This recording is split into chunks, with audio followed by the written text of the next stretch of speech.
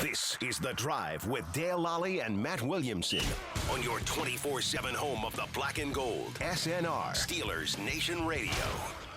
Welcome to The Drive. I am Dale Lolley here with Max Starks and Matt Williamson. We are live at the NFL Scouting Combine here in Indianapolis, where in the next hour here, the event will start to take place on the field. We got real football-like activity going. Is that, yeah, is that the best way of putting it? Like activity, yeah, yes. Exactly. Except for the 40, because that's a track workout. Yeah. But, yeah. Hey, Tyler, can you grab that TV over there and haul it over? I think anybody would mind, right? Yeah, I don't think they mind. Why do you think I am on this side of the table? Because I got a direct view of that. Yeah, we can drag it over Tyler, here. you have to change all these cameras because we were just be doing the show like this. But, so we'll finally, after on our third day of being here doing shows. And something measurable and something quantifiable athletic has happened. things. Has right, happened. Athletic stuff. Fat guys doing fast things. Right. I've been searching the internet like crazy to find measurements on some of these guys. Is that popped yet? It's got to start trickling out here at some point. And the good thing is I got to hear some of them because earlier today when you saw me rambling around here, and then, of course, when I took that hour snooze in the back. Spy versus spy. Yeah, I was doing spy versus spy. I didn't realize. I was just walking around kind of like Mr. Bean. I was just stumbling into things, trying to find the weigh-in rooms. But then I was talking to some staff and personnel, and some of the things kind of leaked out as far as measurements and everything. Grant came in, I want to say his arms were like 33 3/8 inches long, which is – that adds up. Yeah. That's a good – but I wish he was working out. You heard he's not going to go. He's right? not going to go. Yeah. You know who's getting the information here? I just looked. Who's that? Fran Duffy, who was on here with us yesterday. Fran's dialed in, man. Got some stuff sneaking out here. I wanted to dig into that spreadsheet he had going. Oh, there. he was intense. I was like, listen, can we just hack this real fast? Right, like, why don't you? Here's my email, Fran. Yeah. Why don't you just send that over? Yeah, just anonymously. He's like in the Arkansas game. He did this. And, so how about this? Shamar Stewart today checked in at 267 pounds. Ooh. Listed at 281, so he came in light. He came in light, yeah. To run. Yeah, he wants to run, yeah. Yeah. And I think you think he's more of a 4-3 end than like a 3-4 guy. He's not a 3-4 guy at all. I mean, and the way I think watching him, getting light would be good for him. He would be good because he's going to need that, because he doesn't, and he needs to run well because he doesn't run well in game. His recognition and stuff are a little suspect. No, it's poor vision. I hate to say it. It is. It's bad. Yeah, and I know he's projected as a first-round talent, so I'm not sitting here pish-poshing on him. I'm just saying from my experience, from my vantage point, when I've called games with Texas A&M, it has not looked like what we thought it was because we had the talk earlier in the week. They had the #1 recruiting class 2 years in a row. He was a part of one of those, and the amount of youth and the experience that he's played with, I didn't see the growth in that time there. More athlete than football player. Prince Hugh, who weighed 264 in Mobile, which was 2 weeks ago. Yes. 3 weeks ago now. 244 for this event. What? How did he 20 pounds? I need to know. Can somebody send me that info? Right. I mean, I would love. I'll go on that 2-week diet. Right. 2 weeks, 20 pounds? Are you serious, man? Go on that 2-week Listen, diet for sure. I would not own a shirt if I got down 20 pounds. You guys would see me in. I just have a Steeler tattoo somewhere on my body to make sure you know I was a part of the team. Well, as someone who did lose 20 pounds. The bad way. I don't recommend that method. I don't want that one. But, so, I mean, guys come in here, they get lighter for this event because they want to run fast. Yeah. It's amazing you can sculpt your body that much different, though, that quick. But, God, got to love sports science, right? Right. Wow. Hey, who are those dietitians? Let me know. What facility are you at again? Have you watched much of Prince Hugh? No. Okay. I love my school, but no. I think he's really interesting as just like a pure third down edge rusher, close out, good team guy. I mean, like on a good team. I mean, like you're the lead, you bring this guy in, and he gets sacks in the fourth quarter. I don't think he's a Panther. No. I mean, run down and down after down. He's kind of a specialist, but his flashes are wow. No, I mean, and here's the thing. I've seen a little bit of him, and like you said, you see the highlights, and you're just like, oh, that looks really nice. But like I said, I want to see what the other two downs look like and everything. It's not as good. And it's not as good. And so it's like you said, if I have the luxury of I already have my first, second down, first and second guy, and I can rotate him in the position like a Herbig, Yep. yeah, then I take him. But, you obviously other needs precipice that. It's kind of got getting it ahead of all here ourselves. now. Oh, good. I found it here. So Darius Alexander out of Toledo, who's an interesting guy, came in at 6'3" and 7/8", so almost 6'4". 6'4". Just call it 6'4". 305 pounds, 10-inch hands. What are your hands? Mine are like 11 something. Yeah, they were like 11 and a quarter. Yeah. 10's big though. 10's big. 10's good. 34-inch arms. That's excellent. There you go. Wingspan 82 and 7/8". Jesus, he must have a wide chest. He's got a wide shoulder. The shoulders are really wide. Yeah. Let's see here. Who else we got? What about Graham? Graham. Yeah. Short arms. Mason Graham came in 6'3" and 4'8", so 6'3" and a half. Yeah. 296. He wants to drop weight to Yeah, run. drop weight to run, yeah. Mm-hmm. Hands 9 1/8. Tiny hands. Yeah. 32-inch arms. Yeah. That's going to hurt him. It should. That is. It's going to hurt him. We kind of knew when he stopped playing football that everything after that was going to be bad, for his draft process, except for interviews. I mean, I'm sure his interviews are fine, but the more I watch him, the less I like him, too. He's on the ground a lot. I mean, he's listed at like 320. He's not 320, He flails. And like you said, that right there is what? You said 296? Yeah. What? Right. His teammate. Real quick on Graham, I heard someone cite this stat that he hasn't missed many tackles because his arms are so short, though. He doesn't get credit for a miss. It doesn't even count for because they just run right by him. He extends extends out. out. Doesn't have a lot of range. Yeah, exactly. He catches everything that's hit at him, but he can't go deep into the hole. So he doesn't make many errors. No. Right. Yeah, exactly. Like he's not taking that gap between short and second on his side. You know what I'm saying? Yeah. It's like, hey, second baseman, you might have to get to their center fielder. Come on up for me because I'm not getting there. Yeah. There's a lot of times he just doesn't get a finger on guys. Kenneth Grant, 6'3" and 5/8". Okay. Take it. 331. Yeah. So he trimmed down. He trimmed down as well. He's not even working out here. He expected to. Maybe planned on it. He's the hamstring because he's out of Exos Dallas. The hand size is 10 1/8. That's good. That'll work. 33 and a half-inch arms. Over 33 you'll take. Yeah, you'll take over 33. You don't fall in love with it, but you'll take it. I was guessing longer. 82 and 5/8 wingspan on him. I mean, he's got a huge chest and thick human being. He's a long human being. All those check the boxes, though. Josh Farmer. That's the one I want to know. I bet he has long arms. Gargantuan. 6'3" and 2/8. Yep. All right. 305. Oh, he lost weight, too. 10 1/4" hands. Yeah. 35-inch arms. Oh, wow. Yes. For a nose. Yes, for a nose. I love that immeasurable right there. Yeah. Because that's separation at the point. Yeah. And keeping those short, stumpy centers off you. Right, exactly. That's also being able to reach the guard. We call that the get back. Yeah. Get back, get away from me, type of move. So that makes double teams a lot tougher on him. Yeah, good point. Because of that. Yeah. And that also gives him now space to where he can split double teams. Another guy in that range who's also. I would strongly consider Farmer in the second round. I would, too. Alfred Collins. Well, I bet he has the measurables. Yeah. 6'5" and 5/8". Whew. Yeah. 332 pounds. Okay. 34. He holds it pretty well, though. Yeah, 34 and 5/8 inch arms. Got an 85-inch wingspan. Oh, geez. Yeah. That's a pterodactyl. Yeah. He can fly. Yeah, he definitely can. He was stuck behind two top 40 overall picks last week. You're at D tackle.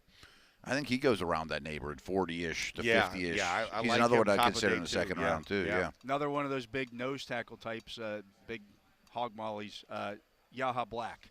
Oh, yeah. No, he's giant. Just look at him at the Senior Bowl. 6'5" and 6'8", 336, 35-inch wingspan. Jesus. Or 35-inch arms, yeah. With a 83 and 7-inch or 83 7/8 inch wingspan. So he's not as bad as like Deone Walker, but he can play high here and there too. I mean, but he is a load. Yeah, he's a physical guy. You know, it reminds me of Tommy Kelly. You remember Tommy Kelly from Mississippi State? Mm-hmm. Yeah. He's not as tall as Tommy because Tommy was 6'7". Wow. But I didn't know he was that tall. But the same arm length. Yeah. It's a huge human being. Derek Harmon. Okay. 6'4" and a half. Okay. All right. Tall enough to ride. 313. Okay. Drop some weight. Yeah. Yeah. 34 and 3/8 on the arm length, 83 and 6/8 on the wingspan. So yeah, you can do some work. That with passes the test. Yeah, that passes the test. He's big enough to ride the ride. Yeah. Not to get too creepy, but I would have liked to seen him in his underwear. To be honest with you, yeah. His lower body's he's top heavy. He's very top heavy. Yeah. And it gives you. He doesn't have the big butt and thighs. Yeah. It gives you Robert Gallery. A little bit. Yeah, a little bit of Robert Gallery can get over his skis a little bit too. Yeah, exactly. Because Robert, like you said, you saw all the numbers, and he ran great, but he was all tight because he was a converted tight end, and they put all the weight up top at Iowa. They didn't develop his quads and his thighs, hence why he couldn't anchor at left tackle or right tackle, and why he had to go to guard. And then the short arms didn't help too, and pterodactyl, T-Rex arms. But he became a top 5 pick because of being a forward tight end and running fast and running things, right? sub 540. The only one that ran it that year. Nobody did that back then. No. I mean, because it was my year. I was like, when that dude broke 4.9, we were all like, what in the, all of our jaws dropped. Now it's like 4.9. Teron Armstead, right? Running a 4.7 now is like the standard. So if you run 5, you're considered slow. I remember when Lane Johnson did it too. He was well under 5. I was like, whoa. Walter Nolan. Yes. 6'3" and 6'8", 296. I love what they say. It's like, why are you giving it to us at 8? Yeah. This is without shoes on. So 9.5-inch he's never going to so play he's got without some tiny hands. Smaller hands. And 32.5-inch arms. Okay. It's not great. Yeah, it's not great. No, the hands and arm thing is not great. Riley What was his weight? 296. Okay. It's about what you guys Yeah, that's what you expect for him. Riley Mills out of Notre Dame, 6'5" and 3/8, 291, 32 and 5/8-inch arms. Some of these guys have a little shorter arms. Yeah. Braden Fisk got away with that though last year. Yeah, that was the knock against Braden Fisk. Well, he doesn't have long arms. Well, but he has a motor. Yeah, exactly. And you can make up for some of the arm length. And that's where I think Nolan's going to make up for. Yeah. Is like when he tests his get-off's really good. Yeah, he has a first step quickness is really nice. Just looking at J.J. Pegas. Oh, Pegues. Pegues, I'm sorry. Yeah.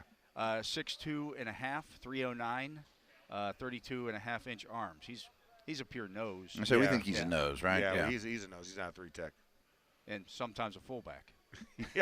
Yeah, he's done a lot of goofy stuff, right? Yeah, he's been a gimmick guy, yeah. Yeah. Ty Robinson. Oh, yeah, let's hear this one. 6'5 and an eighth, 288, 32.25-inch arms. Oh, don't like to see that. Not but perfect. again, he just wrecks stuff. He just he is. He's Wreck-It Ralph. Yeah. Just smash, bash, crash. Yeah. So a lot of these guys, little shorter arms. Yeah, shorter arms than you would think, which is crazy. Same thing with Nazir Stackhouse, 6'3 and 6'8", so just a shade under 6'4", 327, 32.5-inch arms. God, it's like they all went to the same store for arms. Yeah. Yeah. A little short. Not like terribly short, but a little Ty short. Ingram Dawkins? Let's see here. Ty Ingram Dawkins. Can't tell if they have these things. There's a bunch of them. I say maybe it's only one group that they've released, and not all the D tackles. They have all the defensive tackles and edge rushers all in the same. Oh, they're combined because they used to be separated. Yeah. Edge versus D line. Where's he at here? Oh, there he is. Okay, Ty Ingram Dawkins out of Georgia, 6'4 and 6'8", 276. Wow. Okay. 33.5-inch arms. Okay, 33.5. Okay. I'll take that. Yeah, I'll take that. I bet you could put 10 pounds on him. Yeah. And I think he lost weight for this. Yeah, maybe this is looking lean. Yeah, because he's normally like a 290 guy. When I saw him against UMass, I had the UMass game for Georgia that last year. Cam Jackson, Did Georgia pull that one out?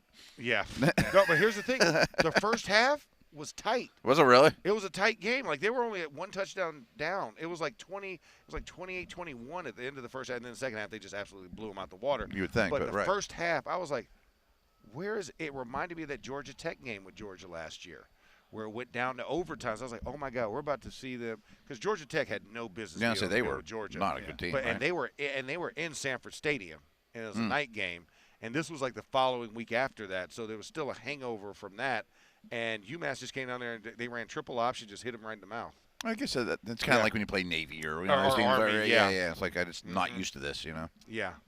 Just looking here to see who else. Shamar Turner, 6'3", 290, 33 and 5/8-inch arms. That's not bad at all. He might be my favorite A&M guy for the Steelers where you can get him. Yeah. I'm thinking like third round on him. Yeah, and I was going to say, because the production's not there, that you don't even look at him unless he falls to you. Right. Late, it's like, hey, that's a value pick.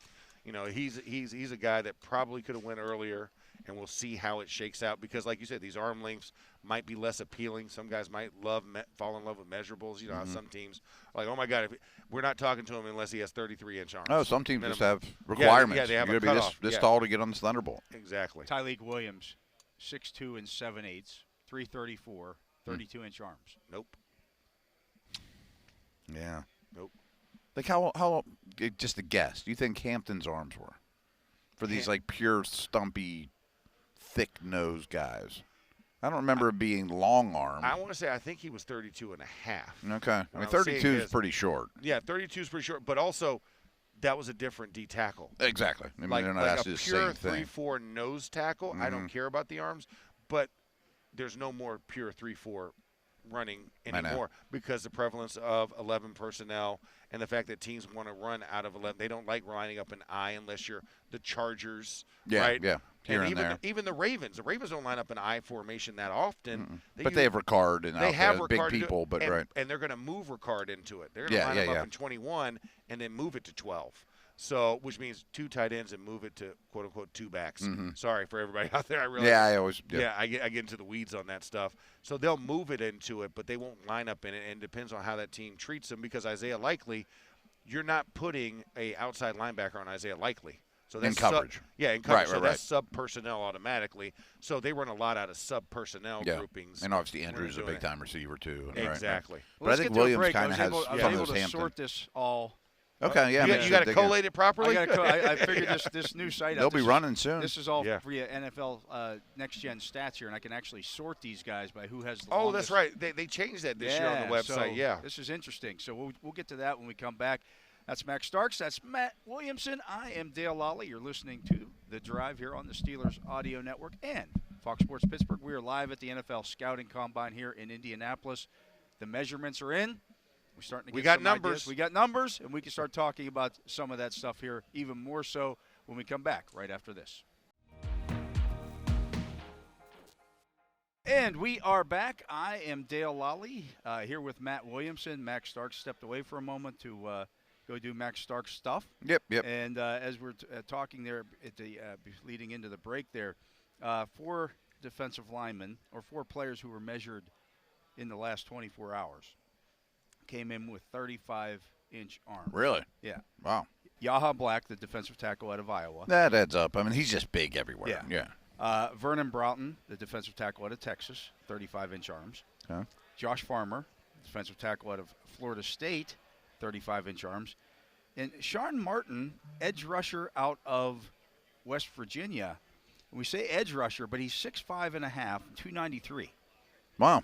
I'm going to have to ask Wes about him. I don't know much about him, right? I mean, I know he's not a super highly regarded guy, but those are interesting dimensions. Yeah. I mean, he's, again, he looked, the build is like a 3-4 defensive end.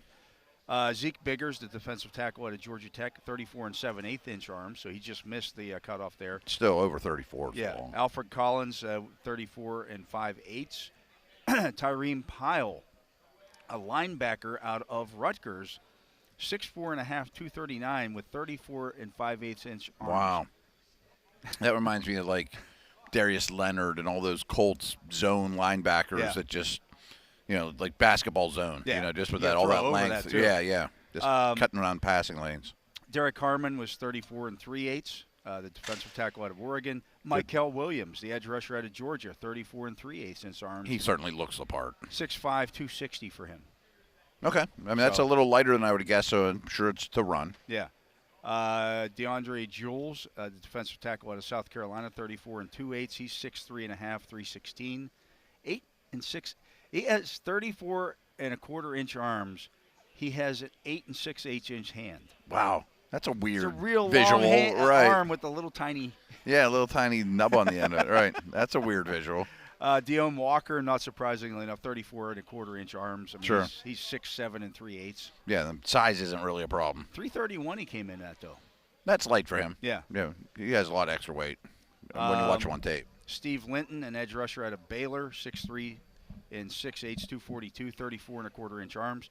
Cam Jackson, the defensive tackle out of He's a Florida. big human being. Yeah, 6'6 and 328. That's pretty lean for him, too. Yeah. Good for these guys to be able to cut the weight that easily. He has 34 and an 1/8-inch arms. So he could be the Steelers' nose. Yeah. You had Shamar Stewart at 6'5 on the button and 267, 34 and an 1/8-inch arms. Darius Alexander, as I mentioned, was 34 on the nose. Okay. So he's looking the part's not his issue either. Yeah. Donovan Ezereko, the edge rusher out of Boston College, Measured in at 6'2" and a half, 248 with 34-inch arms. Yeah, I think he's going to go pretty high. Yeah. Jaw Joyner, edge rusher out of Minnesota, 6'4" and a quarter, 262 with 34-inch arms. He's another long, good-looking dude, yeah. Kyle Kennard, 6'4", 254. The edge rusher out of South Carolina, 34-inch arms.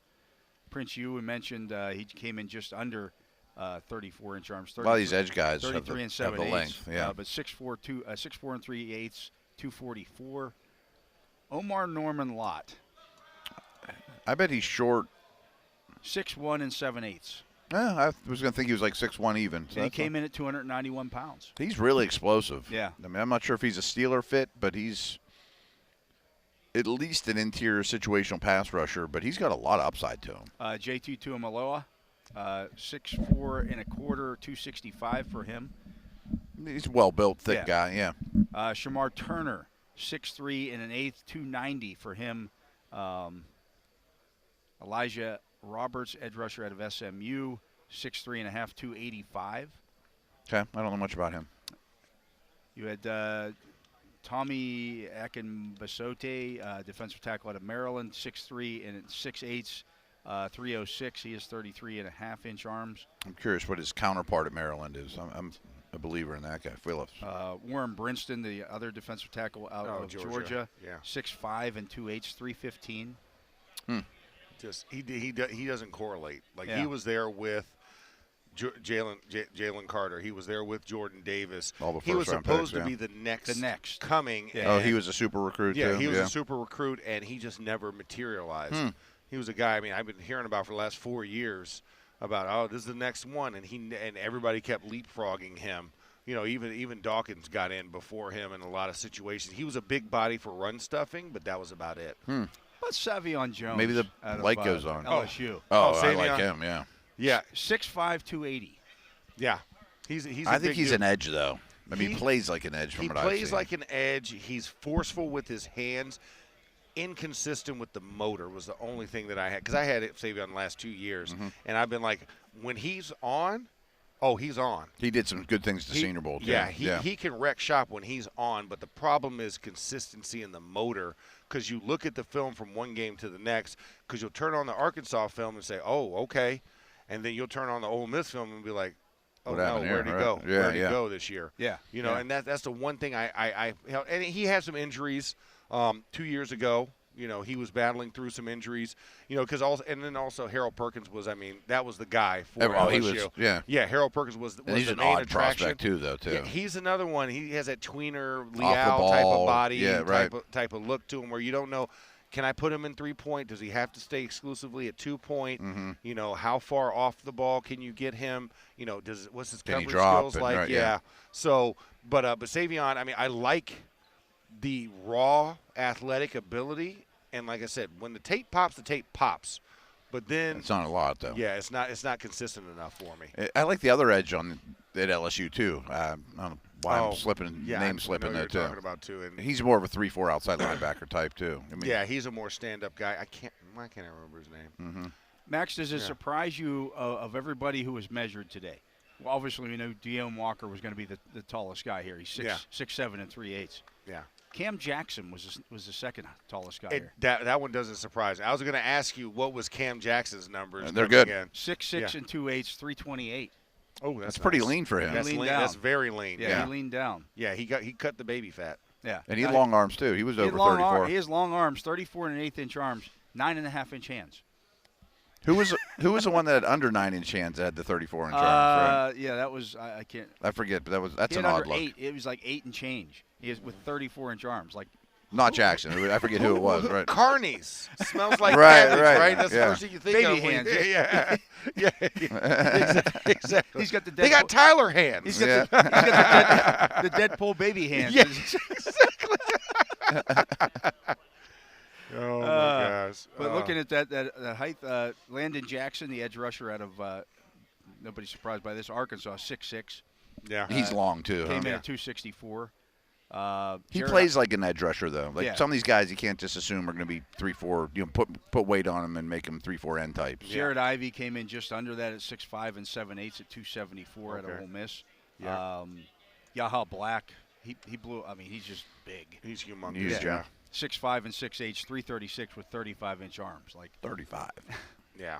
Yeah. That's just a mammoth. That gives me the John Henderson vibes. Mm. You know what I'm saying? Oh, yeah. John Henderson's similar style, 6'6" and a half-ish, but his arms are just like orangutans. You know what I'm saying? And that's First one guy of off the the things. bus. Yeah. It's like he's all uniform team. Yeah, oh, yeah. Yeah. Not It's that he like- was a bad football player, but right. Yeah, right. exactly. But, yeah, you walk that guy off the bus. But when it's him and Stroud. Li- No, it was him listen, and Hainsworth. It was him and Seymour Hainsworth and Stroud. Seymour's, and I played against all those guys. Could you just, Yeah. let's go back to 2000 SEC football, will you? Mm-hmm. It's like you go up and it's like, hey, it's Florida Georgia week. Okay, cool. Yeah. Stroud and Seymour. Stroud. What? And then you got Boss Bailey as your linebacker. Yeah. Right? Oh, You know what I'm okay. saying? Yeah, Second level. He's clean all the time. He Yeah. doesn't have any issues. And then you go against Henderson and Hainsworth at Tennessee, and then Will Overstreet's at the end Oh, okay. on the opposite side. So it's like, holy crap. You In know that what I'm same saying? year, you probably didn't play against him, was Hampton and Rogers. Who I was was going to say, Big Baby. Oh. Yeah. Sean Rogers and Casey Hampton in Texas. Thank God they were still in the Everybody had Big 12. had two of them. Yeah. You had a dynamic duo. Because, I mean, even for us, we had Gerard Warren, but it was Alex Brown. That The was edge that guy. was the Right, edge right. guy. So they had a side to them. And then you had Andre Davis sitting there at middle backer. Mm-hmm. Okay. And so it was like, if you didn't have that, let's not even have the conversation. No. You know, Kentucky was out of that. Vanderbilt was out of that conversation early on. Auburn also had a couple of had two big dudes, and I can't remember their names right now. And then you had Chad Lavallee and those guys over at LSU Okay. and their interior. So I mean, the early I can remember roll with these duos. Being over, it was still the Steelers were still at Three Rivers Stadium at the time, and for some reason I had to be over by the visiting locker room. I was interviewing somebody or something when the Titans were coming out of their locker room. They had to come out and walk down this rampway, and they had Henderson and who was the other? Hainsworth. Hainsworth. They had Henderson, the first two guys out of the locker room, and I'm looking at those two dudes, and I'm like, you got to be kidding me. right. No wonder nobody runs against those Titans teams. Length, look good. I mean, And that was the old Jaguar squad because that's when it was They had two of Henderson them, and too. Stroud. And Stroud. Yeah. Yeah, It's funny, a lot of these guys end up playing with they each end other, up playing too. with Yeah. each other later on in life, and you're just like, holy crap. And then for Seymour had Wilfork. Next to him the whole time. You know, I'm like, bro, like this is what This is are a we little doing crazy. here? Yeah. What are we doing? And then of course I'm like, well, we got Hamp and Smitty. And Our guys are okay, too. We got some- we got some good ones too, but I'm not going against those guys on Sunday. I'm going against these guys on Sunday. yeah. I don't want to see these because these are not what I see during the week. Yeah. Yeah. All those, I found this out real quick in my recruiting world at Pitt, that all those guys go to like 6 different schools. You know, the D tackles that look like that, and Pitt wasn't one of them. Yeah, Pitt was Pitt. You get an Aaron Donald, Right. body type. You know what I'm Every saying? 20 Yeah, years yeah, or so. You Yeah, got Sean Gilbert because he was from Back down then the they road. got Yeah. him. Yeah, exactly. Because he was local. Yeah. You Yeah. pray that guy grows on trees. But like you said, and especially in the South. I'm going to say in the South, yeah. You keep those guys. I mean, you're talking about like recruiting in Georgia. Georgia, Alabama, and like South Carolina, like in that region. Then of course, Texas is his own country. It feels like for football, right? Back then, like the University of Texas roster, I used to study it, had one of their scholarships was not from Texas. Yes. Just one. Yeah. You know, like they never bothered. They didn't go It's to like, other states. why do we need to go anywhere else? And maybe you get an outlier from like California if it's a skill position. Yeah. Maybe. And they might lose a guy to Oklahoma that grew up in Texas. Maybe. Yeah, you know. maybe. Yeah, right. But You could do pretty well. That's about it. Yeah. And back when football was still regionalized, right? Yeah. You know what I'm saying? Cali guys stayed on Cali. New Jersey guys stayed all the in Florida guys when they go Northeast. to Miami and Florida. And Florida State. Yeah, we kept a lot of our stuff in state. You know, for us, but we did reach across like Georgia, Alabama, Florida, South Carolina, North Carolina. Like you had to fight with Clemson. You had to fight with FSU. There's a lot of you had to schools fight in a with tight Auburn area, right? and Yeah. Alabama. But yeah, everybody was homogenized in the region. And you played a lot of your buddies that are local town buddies. Had to be, yeah. I mean, crosstown rivalries was ridiculous. You know, you get there, play FSU, and like half your teammates from high school are on FSU, and you're the one that left. Or we did the Florida Georgia All-Star game my senior year of high school. And it was literally like Red Rover. Like the guys that were on the Florida team that are playing for like Georgia Tech would go over there, and then the Georgia guys that were playing for Florida schools would be over there. Because Vince Wilfork and I were on the same Florida All-Star team. Oh, okay. Yeah, and so we had like him. Ben Troop was a Georgia guy, but he was playing for Florida. Ke'Aaron Foxy played in that game. He was on the Georgia side. He was going to Georgia Tech at the time. So, and then it's funny, we all end up like in the league. So yeah, it was just, but that was the type of thing you did back then in those All-Star games. Let me ask you this, Max. One of the issues that you sometimes have, particularly with linebackers who play behind a really good defensive line like that, you're not always going to have that at the NFL level. Yes, unless you go to Philly. Yeah, well, you're from Georgia. But some of these guys need to be covered up and free to run. One of the things that drives me nuts about they talk about a linebacker. He really struggles getting off blocks.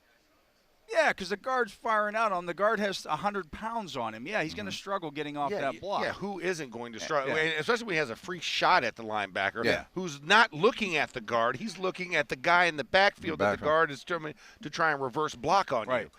And that's the thing. And they want all these linebackers to be coverage guys now too. They got to guard Kittle and Kelsey and they're McCaffrey 225 to 230 pounds. They're not the 200. They're not LaVon Kirkland. Yeah, exactly. and honestly, do you want LaVon Kirkland covering George Kittle? No, right. Or Travis Kelsey? Right. It's like, just give that guy 150 yards receiving. You know what I'm saying? So it's like you ask the linebackers to do so much, and then it's like, well, what's the resource in front of him? Yeah. You know, are you going to give him a clean lane to run through if he is going to be back there and have to fire through? And also in coverage, you know, is his eye discipline there? Like, I mean, I care. Like, for linebackers, the lateral capabilities, like Peyton Wilson, like, right, you know, can you go sideline to sideline? Right. Like, I want to see that first, because then we could work on the other stuff, right? Because that's a personnel issue, and that's a matchup issue on what your responsibility is. But a way to help those guys is to draft have those defensive linemen in front of them. That's why James Ferrier loved Casey Hampton. Always wanted him in. Like, why can't we run base all the time? All the time. I'll make a lot more plays. All the time. Yeah. And Ray Lewis wanted Tony Saragusa, right? Oh, and Sam Adams. And Sam that's Adams, a lot of beef. And then he gets Haloti Nada. You know what I'm saying? Like, you know, that's why Ray Lewis is really good. That's why the guy's in the Hall of Fame. Mm-hmm. Yeah. Listen, if he played for the New York Jets back in the day, he wouldn't be in the Hall of Fame. He'd just be, hey, remember Ray Lewis, that guy that played for like 6 years? He was pretty good, for the Jets. He was pretty good. Right. But you play behind Goose, you play behind Sam, and all those dudes. We're eating up four guys. Yeah, and then he gets to do what he does. He gets to run on an angle and also run away from Hines Ward. My hunch is Lambert appreciate Joe Green and Holmes as well. You know, this is not a new thing, right? Yeah, exactly. This isn't a new science. There's nothing new under the sun. But yeah, you need those big D tackles. If you want your linebacker to be the best that they can be, and you can see what they can really do, put two big beef eaters up in front of them. And now I know you got some salt about you. What we're talking about in this particular I say that's applicable to the Steelers right now too. Right now. I mean, Patrick Queen's on a take-on guy. That's why I brought it up. I figured, man. Exactly. I figured, right. I'm tying the room together the here, man. Segway king right now. Tying the room together. I'm like the carpet here. And Wu didn't pee on me. Let's get to another break. We are here live at the NFL Scouting Combine here in Indianapolis. I'm Dale Lolley here with Max Starks and Matt Williamson. We are here till 5 o'clock today on Steelers Nation Radio and Fox Sports Pittsburgh. We'll be back with more right after this. Welcome back to our ongoing coverage of the NFL Scouting Combine here on Steelers Nation Radio and Fox Sports Pittsburgh. I'm Dale Lolley here with Max Starks and Matt Williamson, your team from for the drive. We've been driving an extra hour today, so we're about 60 miles. 3-hour drive. Yeah, we're about 60 to 70 miles farther than where we typically get Absolutely. to. But making good time, though. making great time. Very comfortable ride. We've been looking through some of these heights and weights here. The defensive, we had linebackers, edge rushers, and defensive ends and tackles all getting measured in today. Guys, the heaviest player here, who would you have bet on as the heaviest? I probably would have guessed players? Walker, but I know you mentioned and he wasn't the heaviest, but I would have guessed that maybe. He's barely in the top 10, actually, which is kind of surprising. Wow, I know he trimmed down, right. Yeah. Jay Toya out of UCLA. 6'2" even, on the nose. Stumper. On the nose, literally. Yeah. 342 pounds. Okay. That's a big boy, and probably trimmed down a little bit too. Exactly. Yeah, I'm sure he's not coming in. Yeah, I want to say he was 360 in college, because I had him 2 years ago for the USC-UCLA game. Wow. That Caleb Williams final dance where he decided he wanted to cry on his mom's shoulder and then not do any interviews. I'm still going to hold that against him because we were supposed to do a post-game interview with him. I don't blame you. On his birthday. So, yeah. And also, I'm not crying that Caleb Williams is not doing well in Chicago. So, but Jay Toya, yeah, because he was humongous. You know, and especially he's naturally massive. Yeah, huh? in baby blue as well with those gold pants. It's a good look. Not flattering. Not flattering at all. Not flattering at all. Light colors never do a big man justice. I'm guessing he won't run all that great. You like the Steelers' black uniforms better than the Steelers' white. Oh, but the Bumblebees though.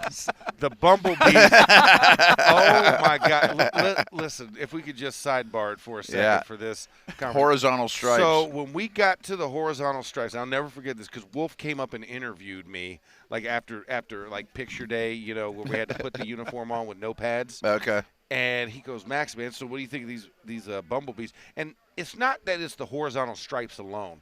It was the fixed patches for the numbers that you lose elasticity in that whole entire area because it's so down. Yeah. And so we were trying to get in and out of it. So Wolf comes with, Max, man, what do you think about these Bumblebee uniforms? And I said, no self-respecting fat man puts on horizontal stripes, okay? Right. And I'll never forget. First of all, Hamp had to get cut out. I say Hampton's like the poster boy. He had to get cut out of it. They had to add extra material on the side when we actually had to play in it. And I say had to get it on a game. Let alone the pants. Yeah, let alone those pants. And then for Chris Kimuyatu, it took 4 of us to get the shirt off of him. It took 4 human beings to get out of that jersey. Post game. Yeah. It was the worst. I was like, listen, I get, you know, hey, Killer Bees, throwback, Bumblebees, throwback. Right. That was the worst throwback they could have possibly. I was like, I would have worn the block numbers. Like make it simple, you know. But that was the worst. The one I loved actually the best, even though I hated the pants. I wish we would have wore our gold pants with it. But the 75th anniversary with the black with the gold numbers, the block style numbers. I loved that jersey. That was a really cool one. But yeah, the Bumblebee was they memorable. Keep that crap. Oh my God. Well, and it was that one. And then remember in the '90s, Kevin Green and them, they had the vertical stripes with the big the city logo on it. Oh, right. And the patch in the corner. I was like, no, thank you. Please don't bring that one back. Bad look, too. You did it in the '90s. It was terrible. But the vertical stripes are slimming. They are, but the configuration once again. I don't like when you have a big patch that's fixed because no stretchy. You lose the stretchy. No takeaway from stretchy, you know, when you're going with that. I wasn't big on the Bears or Packers throwback jerseys that are like the 30s. Yeah, those are terrible. Terrible. It looks like a sweater. It you looks know like it's a sweater that they like made you'd into be a playing uniform. rugby in it or something. Yeah, right. Exactly. And you definitely need a leather helmet to put that jersey on. These are we threw them back way too far. Right? Yeah, exactly. We need it modernized at least. Getting back to those defensive tackle sizes, the weight sizes. Yaha Black was second there as well at 336. He's just a big man. Yeah, he's huge. I mean, I wasn't expecting him to get too low. I would think Smith is close, too, from Bama. Elijah Simmons out of Tennessee, 334. Okay. That's at 6'1". That's at 6'1". Wow. That's really stumpy. On the nose. He's 6'1" even. Yeah, and he's on the nose, and he will only be on the nose. Yeah. Yeah. Tyleek Williams, 6'2" and 7/8", 334 as well. 332 pounds was Jamari Caldwell. Okay, Caldwell was that. He moves well, though. Caldwell fascinates me. He doesn't. He's got a lot of jelly in the belly, but he moves. He gives me those Tavondre Sweat type vibes, athleticism-wise. Mm-hmm. You know what I'm saying? Like I loved Tavondre Sweat last year. I was like that. If we were going to go for a nose last year. Yeah. That's who I wanted. I watched that dude in the Big 12 championship game. You know, and he absolutely wrecked shop and caught a touchdown. Like he was athletic enough. He was run and he was 340 something here last year. Yeah, he was like 342. Yeah. Yeah, which was slimmed down for him. I guess he has hit 400 in his career or in his life. I think he was up to like 400. That was one of the concerns was he was going to eat himself out of the NFL. Yeah, but his athleticism has been. Just give him a dietitian. Yeah, Alfred Collins also came in at 332, but he's 6'5". Yeah, so it's different than the 6'1" guy. Yeah, a lot different composition-wise. Yeah, Kenneth Grant was 331, as was Deone Walker. Deone Walker came in at 331. 331, 6'7", 331. So. That means that's like 4% body fat. Yeah. He dropped really a lot for him. Yeah, he dropped a lot. Exactly. Cam Jackson, 328. Yeah. Nazir Stackhouse, 327. Okay. So there's a lot of nose tackle options, though. You rattled that's off the there. thing. Right. Yeah. I mean, and there's a ton of nose tackles. And there's sexy numbers in there. You know. Yeah. When we started, it was like, hey, we're going off of potential, but when you start hearing some of those measurables, you start having a little bit of what we like to call the forgivables. Mm-hmm. You know what I'm saying? It's like, hey, we don't need him to have 36, pressures in a season as long as he can give me consistent pressure in the season and free up the other guys, right? Because, you're talking about complementary defensive line football. I need you to stop the run first and then be able to generate a pass rush second. Like, that's the importance chart on that. Yeah. One of the reasons why these numbers in particular are important is because all the colleges fudge these things.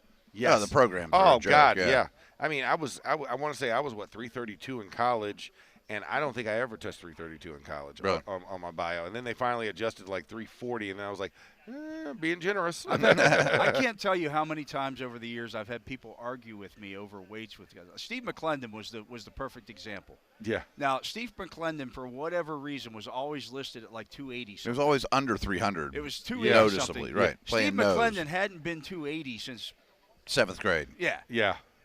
They were playing when he was starting on the nose for the Steelers. He was like 320 something, 330 something.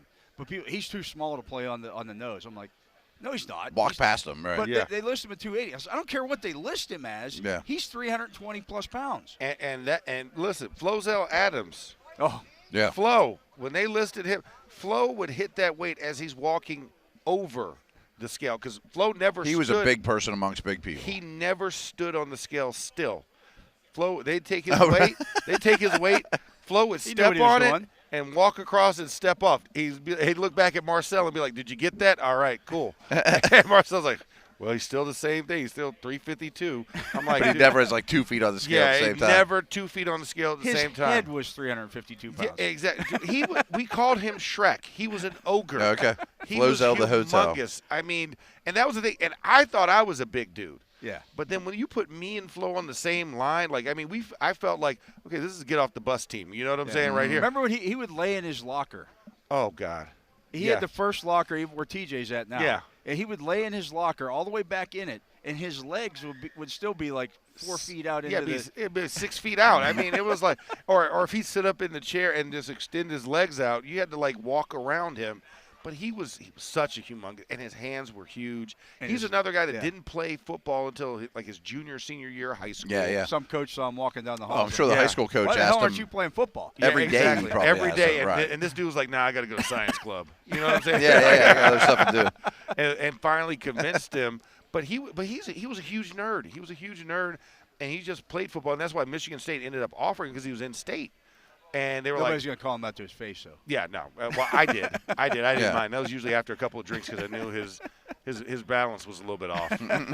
And he couldn't argue because he'd be and it was like, we don't understand what you're saying, Shrek. He was a big man. Yeah. But, I mean, it's funny. Even like these exact measurements we get here, sometimes a guy like him just looks bigger than what it is on paper. I don't know how to explain it, but when you see him, I'm like, okay, he's only an inch taller than most of the tackles, and he's only 20 pounds heavier or whatever, but he looks so much bigger than this guy. Composition. Yeah. Composition and makeup do matter. And that's why sometimes, like you said, seeing a guy in, the underwear room, as I like to call it, matters. It's like, what does this guy look like? Like, what is his build? I need to see what ass and thighs he has, right? I want to see where the generation of power comes from, and then also the definition of the arms. I mean, are you sitting there with church lady arms? You know what I'm saying? Yeah, right. Or are they developed arms? You look at all of those things, and then sometimes some guys matters, right? Carry high, like they have tight tendons. So how's that guy do when he is actually stretching? Was that stretch all the way out, or was it kind of one of these because he's so tight in the shoulder cap area that maybe his arms are longer than it is? Maybe it's not 32 and a half and it's really 33, but the dude's so tight and developed, he can't get it out there. And I want to see that because that's also going to matter to me when I'm talking about extension. I need all of that 32 and a half. Is that 32 and a half going to now shrink to 31? Mm-hmm. Because those type of things, like, is he battling a shoulder injury? Shoulder injury also matters in that, because we had a number of DBs that have shoulder and hip issues. That messes with your height. If the muscle's tight, it shrinks on one side, and you kind of leans like, oh, we're going to push you down a little bit. Yeah. Just to make fun of myself. Yeah. I bet there's somebody on that list that has similar measurables to me. 6'0", 2'7", 280, reasonably long arms. Hands are about 9 3/4 or something like that. I forget what my hands were when we measured when we were doing combine practice. Like, oh, that guy looks like a defensive tackle. That guy looks like Matt No. Williamson. hey, No. put him behind the screen. It's like, yes, Matt Williamson, I'm here to play D tackle. right. I mean, that's Chris Farley in the Chippendale. Yeah, right.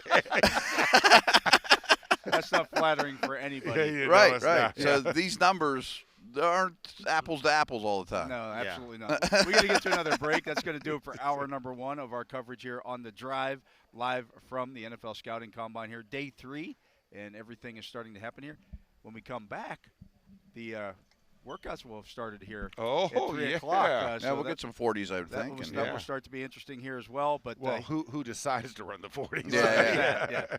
So we should get some 40s to watch the 40s. Yeah, there you go. He's Max Starks, Matt Williamson. Tom's. I'm Dale Lolley, and this is The Drive here on the Steelers Audio Network and Fox Sports Pittsburgh. We'll be back with more right after this. And we are back. I am Dale Lolley here with Max Starks and Matt Williamson. This is hour number 2 of our little grouping here on The Drive. And, we've had ongoing coverage here all week long from the NFL Scouting Combine here in Indianapolis. And lots of good stuff going on here, lots of information now falling into our laps here. They're getting ready now on It's good to see Rich Eisen's smiling face there. Combine has begun. Let's go. Yeah, run, Rich, run. Yep. Could you beat Rich in a 40? No question. Yeah. No question. What's he hovering around? He's like high 5s, almost 6, 6s now at his age. Ooh, I don't know. You're beating him. I am. I promise you, if you put me next to he underestimates us all because who were we talking about last week that I forget what you thought you could do that I highly questioned. I know for a fact I would beat Rich Eisen. No, and if you put me right next to him too, my competitive juices. He's got like 5 strides to get 40 yards. Yeah, exactly. I'm going Rich's to figure little it out. legs. Yeah. Rich aside, I'm just not sure either one of you are runs like this, getting under 6. Oh, I'd get under 6. Are you kidding me? Under 6? Yeah, 6? I can get under 6.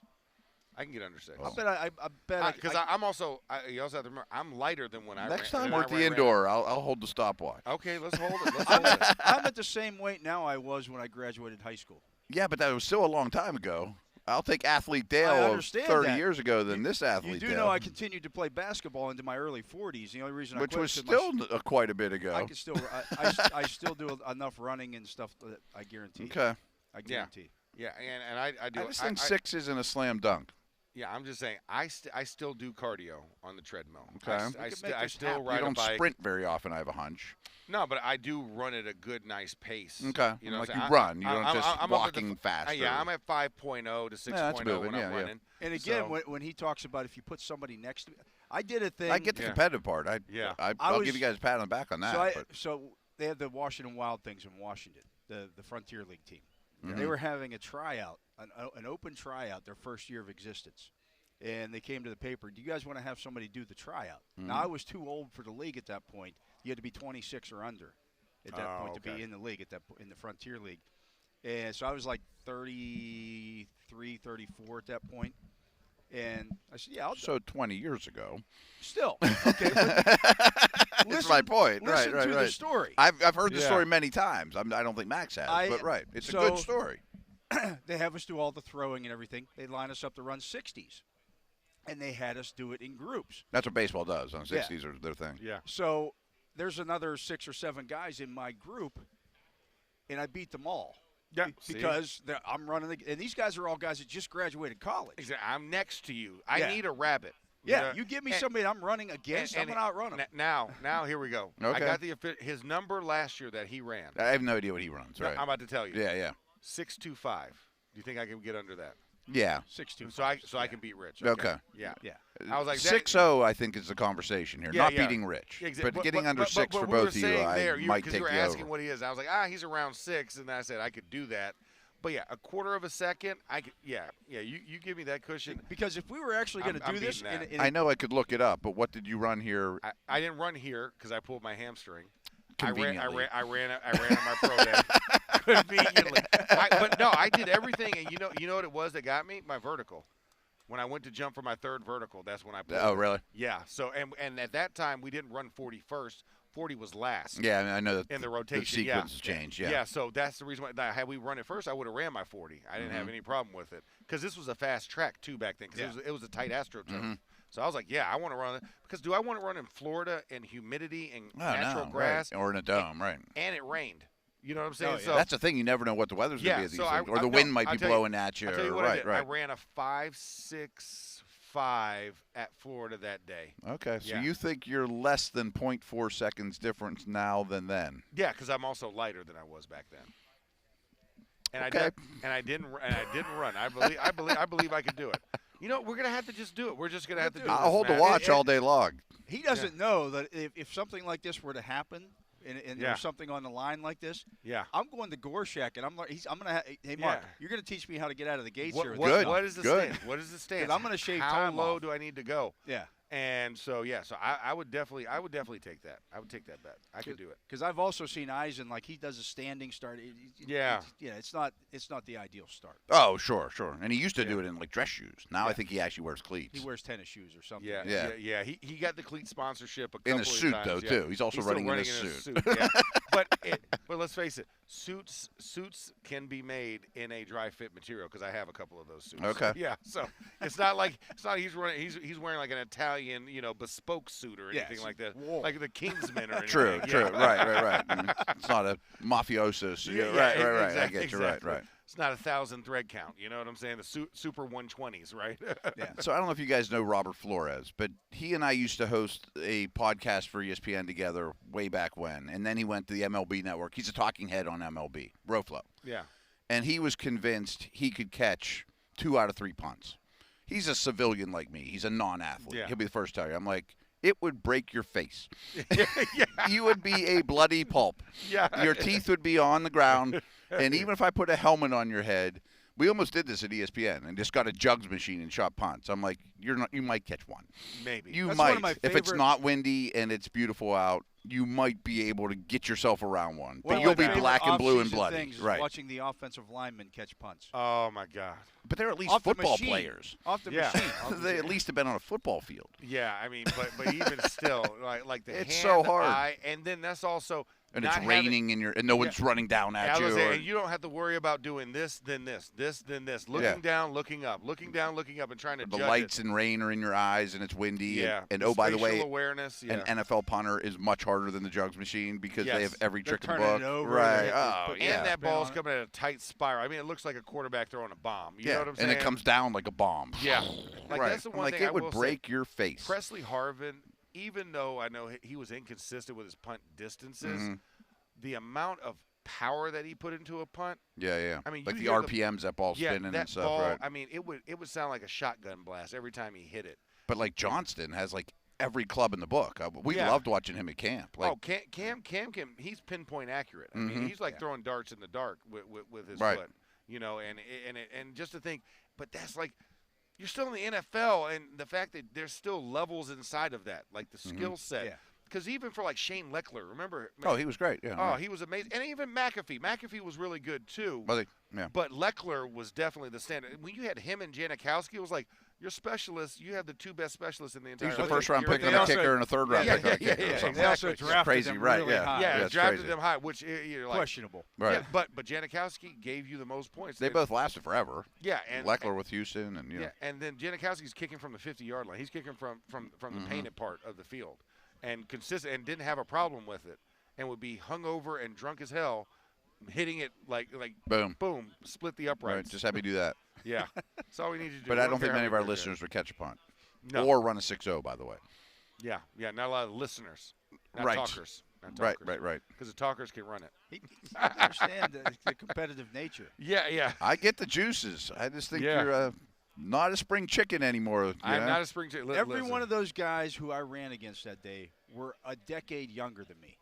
Every one of them had just got done playing college baseball. That was 2 decades ago. And when I turned, when we finished, I turned around and looked at them and said, "You guys are all getting cut." Yeah. You should be. Right. You should be. I bet you would have loved to have been able to make the team. That would have been awesome. If you'd been. Yeah. I wasn't that good, but okay. I don't know if you could hit or throw or catch, but I mean, yeah. I mean, like my those defense guys. was suspect. Gotcha. I could hit the ball though, but Catching punts, though, people think it's easy. Not easy. Not easy at all. No.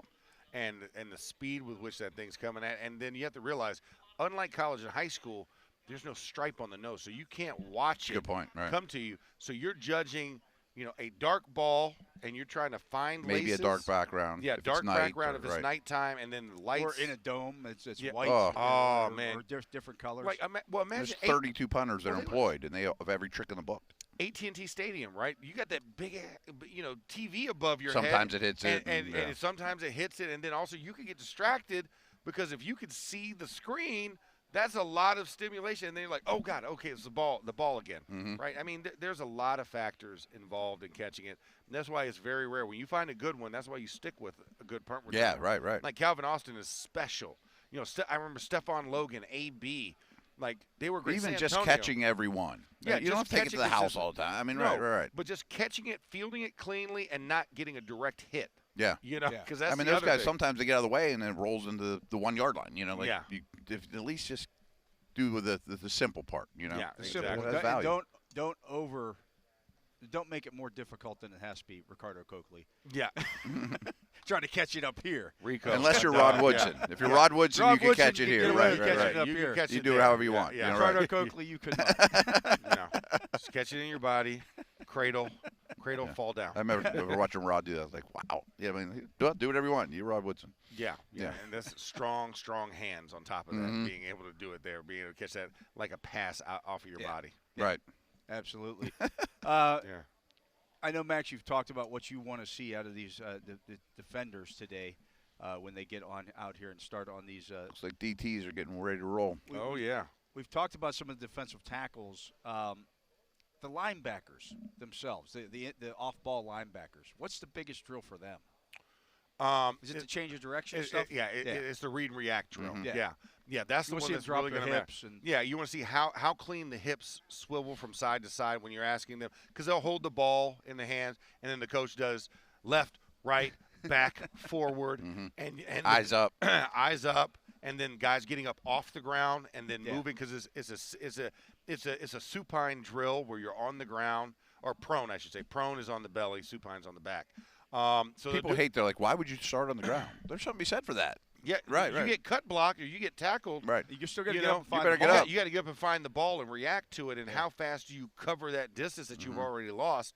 So there's one where you're supine on your back and you roll over and get up and ID the ball. Then there's the other one where you're on your chest looking at it and you pop up in a push-up position or a burpee or whatever you want to call it, and then you get up and go. So that's really my biggest drill for them. How fast do you react? And then when you're dropping in coverage, can you flip your hips based on what they're asking you to do and then still come downhill?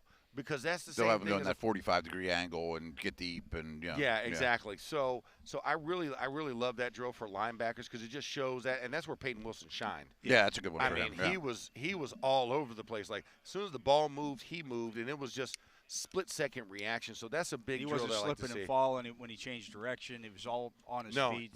And you saw that with some of these guys. It's like, did you get brand-new cleats? You know what I'm saying? Like, it was like you looked like you were ice skating out there a couple of times. So like a baby giraffe out there. Yeah, exactly. You're moving, and, like, especially even some of, like, your edge guys that they asked to do that, right?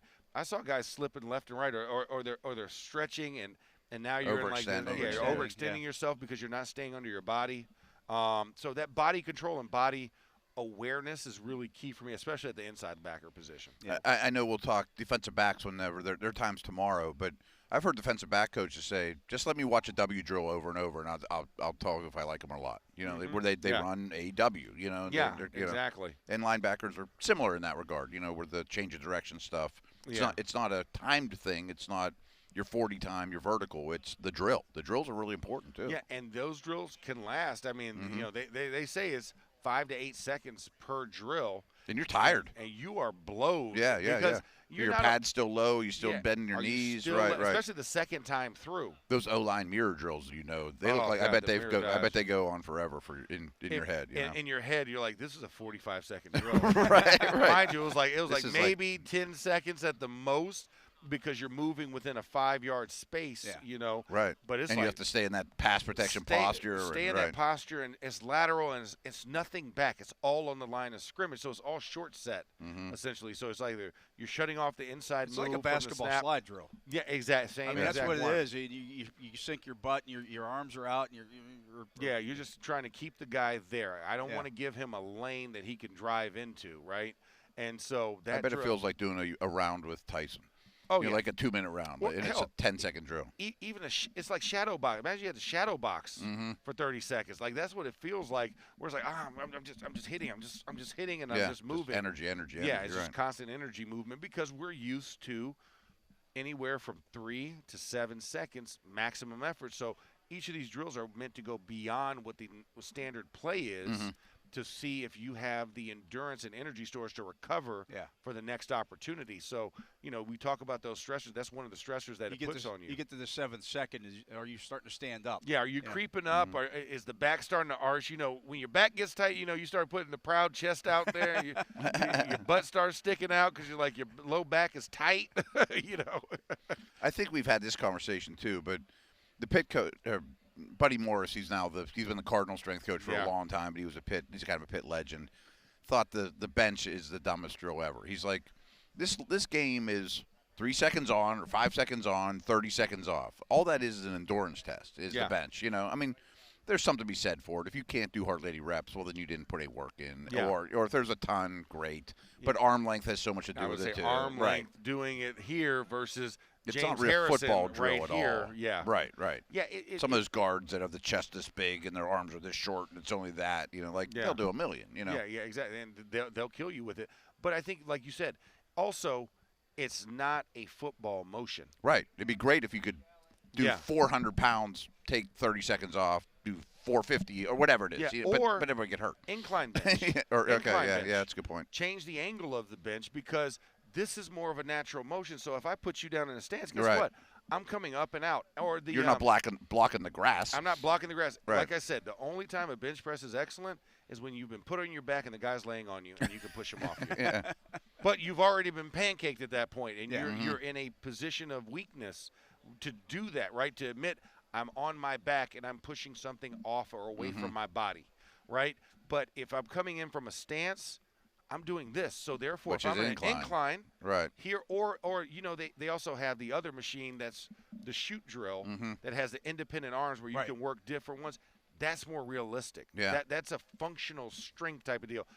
And independent arms isn't easy from a no tackle position. No. Right. I mean, a lot of guys can't operate with it. They can't move it. Or if you flip the feet and try and do it, and now your left arms are stronger. If you're a right-handed guy or you've been playing left tackle, like using it because your hip function, and we talk about the biomechanics of it, right? Physiologically, if my hips have been set one way, now you're asking me to flip my hips to the other and still deliver strength. It's a different area. Coming from an off leg stance and pushing forward, I have more space to coil and deliver power. If I'm in a pre-coil position trying to do it, right? This is tougher as opposed to me being able to flip that hip and push forward. So you see discrepancies in weight from that, from guys that have played the position one way for so long and their hips are set in one direction. I want to talk about that when we come back because, well, the Steelers are going to have an offensive tackle switching sides. Let's talk about what's involved with that. You obviously did that in your career. So we'll do that when we come back. He's Max Starks. I am Dale Lolley. That is Matt Williamson. This is The Drive on the Steelers Audio Network, and we are live at the NFL Scouting Combine. We'll be back with more right after this. I am Dale Lolley here with Matt Williamson and Max Starks, and the running of the bulls has started over there on the big fellas. The big fellas out there running, and well, we just watched Darius Alexander break 5 seconds. I think 4.96. This is about the only good one so far. Yeah. We've only had a couple so far, obviously, but a lot of nose tackle guys running out there. Yeah, we got Jamari Caldwell stepping up there. We talked. This one's interesting to me. Yeah, big nose at 6'2" and he's really active for 332. being 332. Yeah, and I think him and Farmer are the next two. Those two, I think, are very Steeler relevant. Yeah, so we'll see how he does here on this one. Of course, former Steelers scout Mark Gorshak doing the starting there for the starters. Didn't look bad. Not bad. 5'17" No, right. for I'll a take guy that. For a nose tackle? I'll take that, yeah. For a guy that's that big. He's kind of jiggly, but it doesn't matter. Maybe it helps him a little bit. Right. Yeah, he maybe if Starks moves out of the way. looks athletic there coming out. Some of these guys, oh, yeah. they're laboring a little bit as they run. But he's twitchy. That. And here's Josh Farmer. That's what he looks like on tape, too. Josh Farmer. I'll bet Josh Farmer breaks 5 seconds here. I think he might, too. Yeah, he is a lean, athletic defensive tackle. As lean as you could be for being 305 pounds. Where can I sit that I'm not in everybody's way? Well, it's better than where you're standing a second ago. You're like a human billboard. Yeah, I know. It was not in the glass-making family. He kind of popped up a little bit. Yeah, I don't like the head cocked back like that. Yeah, he needs to lean His forward time's a little not bit, terrible, but I don't know how much he. It wasn't efficient though. No, it wasn't efficient. I wonder how much he worked on the start and things. Now Caldwell was interesting. That was explosive. Yeah. Well, and the gentleman next door to me was just saying he had the second fastest explosive 10-yard split of all Senior Bowl participants. Okay. Oh, really? Okay. Yeah. Okay. Yeah. No, it shows. He's a very active, even though he's jiggly in the middle. Yeah. Yeah, and you can lean that out. Absolutely. He's been like that forever. Yeah. You get him into a situation where he's eating correctly. Yes. Fried chicken and biscuits and gravy is not going to get it. Running the McDonald's after you eat at the cafeteria in college, that doesn't work out. Or I mean, probably NIL. He probably has a Chick-fil-A contract. There you go. Yeah. Or a Taco Bell in his house. Yeah. Like Devontae Adams. Yeah, Devontae Adams. Yeah. It's okay. Derek Harmon. Derek this Harmon is what I coming want to up see right here. Yeah. Checking in at 6'4.5" and 313 pounds. I bet he runs well. I don't think he's a super athlete, but he's a very linear athlete. Yeah. That straight line stuff's pretty good. And he's getting into his stance here. And he's off and running. Gorse flagged him. And Gorse so he's got him. Restart here. But, this is so everybody gets caught up in the actual 40 time. Mm-hmm.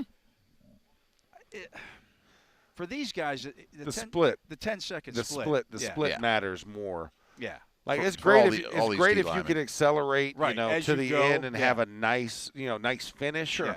But what's that first 10 yards of explosion look like? Because that's what you're going to be doing on the football field. And you're going to do it 50 times a game. Yeah, right. So it's like even if it's not your top, I want to know what your range is. Right. Consistently. Right. Yeah. Can you get down into the for these guys sub-2? Yeah. That does not look. 177. 177 is not bad. 497. That's not bad actually. Yeah. I was expecting a little better. Yeah. It's fine. No, it's fine for a first attempt, right? Yeah. It's fine. But it should get better. But he popped right up too. It's not a great start either. Is there an advantage to going first on this or late? Do you want to go later? I don't think it matters. I think it matters really between first attempt and second attempt. This is running against yourself essentially. So like Darius Alexander, he's 58. He set the mark early here. Yeah. But if somebody had gone out before him and run a 4.92, I'm going to beat that. Just get a little faster. There is a rabbit element to it, but like I said, when we're looking at this, there's certain execution technique things that I hope that they're thinking about that versus I'm going to have the fastest 40 of this group. Because the weight variances that we just went through, right? Yeah. You're talking about everywhere from 340 all the way down to 267. So I know if I'm 320, I'm not running the 267 weight guy. I'm competing against myself. The only thing I'm worried about is, did I run faster than the 340 guy? You know what I'm saying? If I'm sitting there at 296, right? I was like, just beat that guy. That's the only way that it's kind of matters. And I think, looking at this, all of them can work on their start, right? Because the one thing I remember and the one thing we try to teach our guys, when they run their 40s, you've got to stay as low as possible. As long as possible and rise as late as possible in those positions. So a lot of these guys, if I notice, they're coming up. They've compacted their stance so much that it forces them to go right up because they're trying to get their legs to catch up with their torso. Yeah. They need to bend a little bit more in that and explode out and about. So the other thing you see once in a while too is they'll weave. Some of them run like 43 yards. Yeah, exactly. That's a problem, right? Yeah, it's like the drag ratio is not where it needs to be. Right. Yeah, exactly. Just keep it right down the middle, Yeah. So it's interesting, though. We're getting to start to see some of these guys run here, and during a commercial breakdown, I'm sure there's still guys running right now. They'll catch us up on the highlights. Yeah. So we've now hit the delay, the time delay on it. But with this particular group, because it is so deep in this year's draft, I mean, and as you mentioned, they come in all shapes and sizes. What are you looking for? What your nose tackle is not going to be like your end. Absolutely not. Ideally, you can marry that and get a nose tackle who can also rush the passer, but that's a first-round guy. Yeah, exactly. The guy that marries that, it's like you better be in the top 20. Like you said, you should be right around our place is where you're taking that guy. That's hoping Kenneth Grant land. Yeah, that's Kenneth Grant. That's Walter Nolan. We want to see what, and I can't wait to see if those guys, because I think Grant was actually like 2 or 3 away. He's not going to work out but at he all. said he's not going to. Yeah. Oh, that's right. He has a hamstring. That's right. Yeah. So many that's a big names hamstring. in here. Yeah, that's a very large hamstring. So he's not going to work out. So I would love to see what Walter Nolan's going to run.